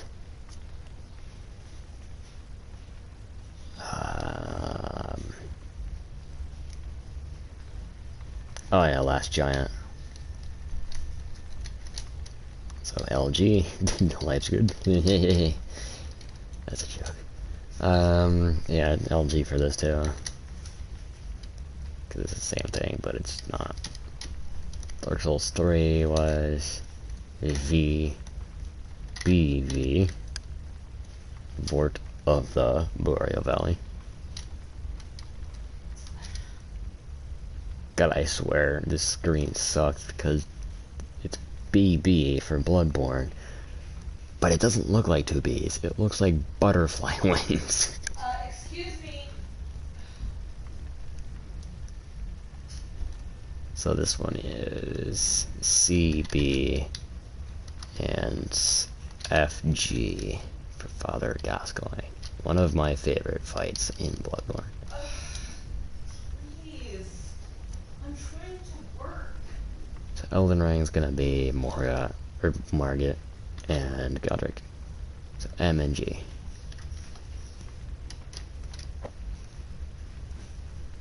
Excuse me. Second. You know, if you could stop streaming and keep this kitten occupied so I can actually do my job, that would be nice. I'm going to bed after the stream. Okay, well, I'm trying to work.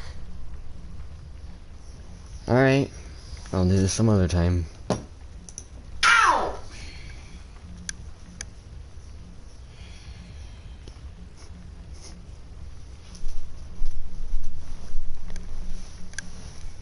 Hi.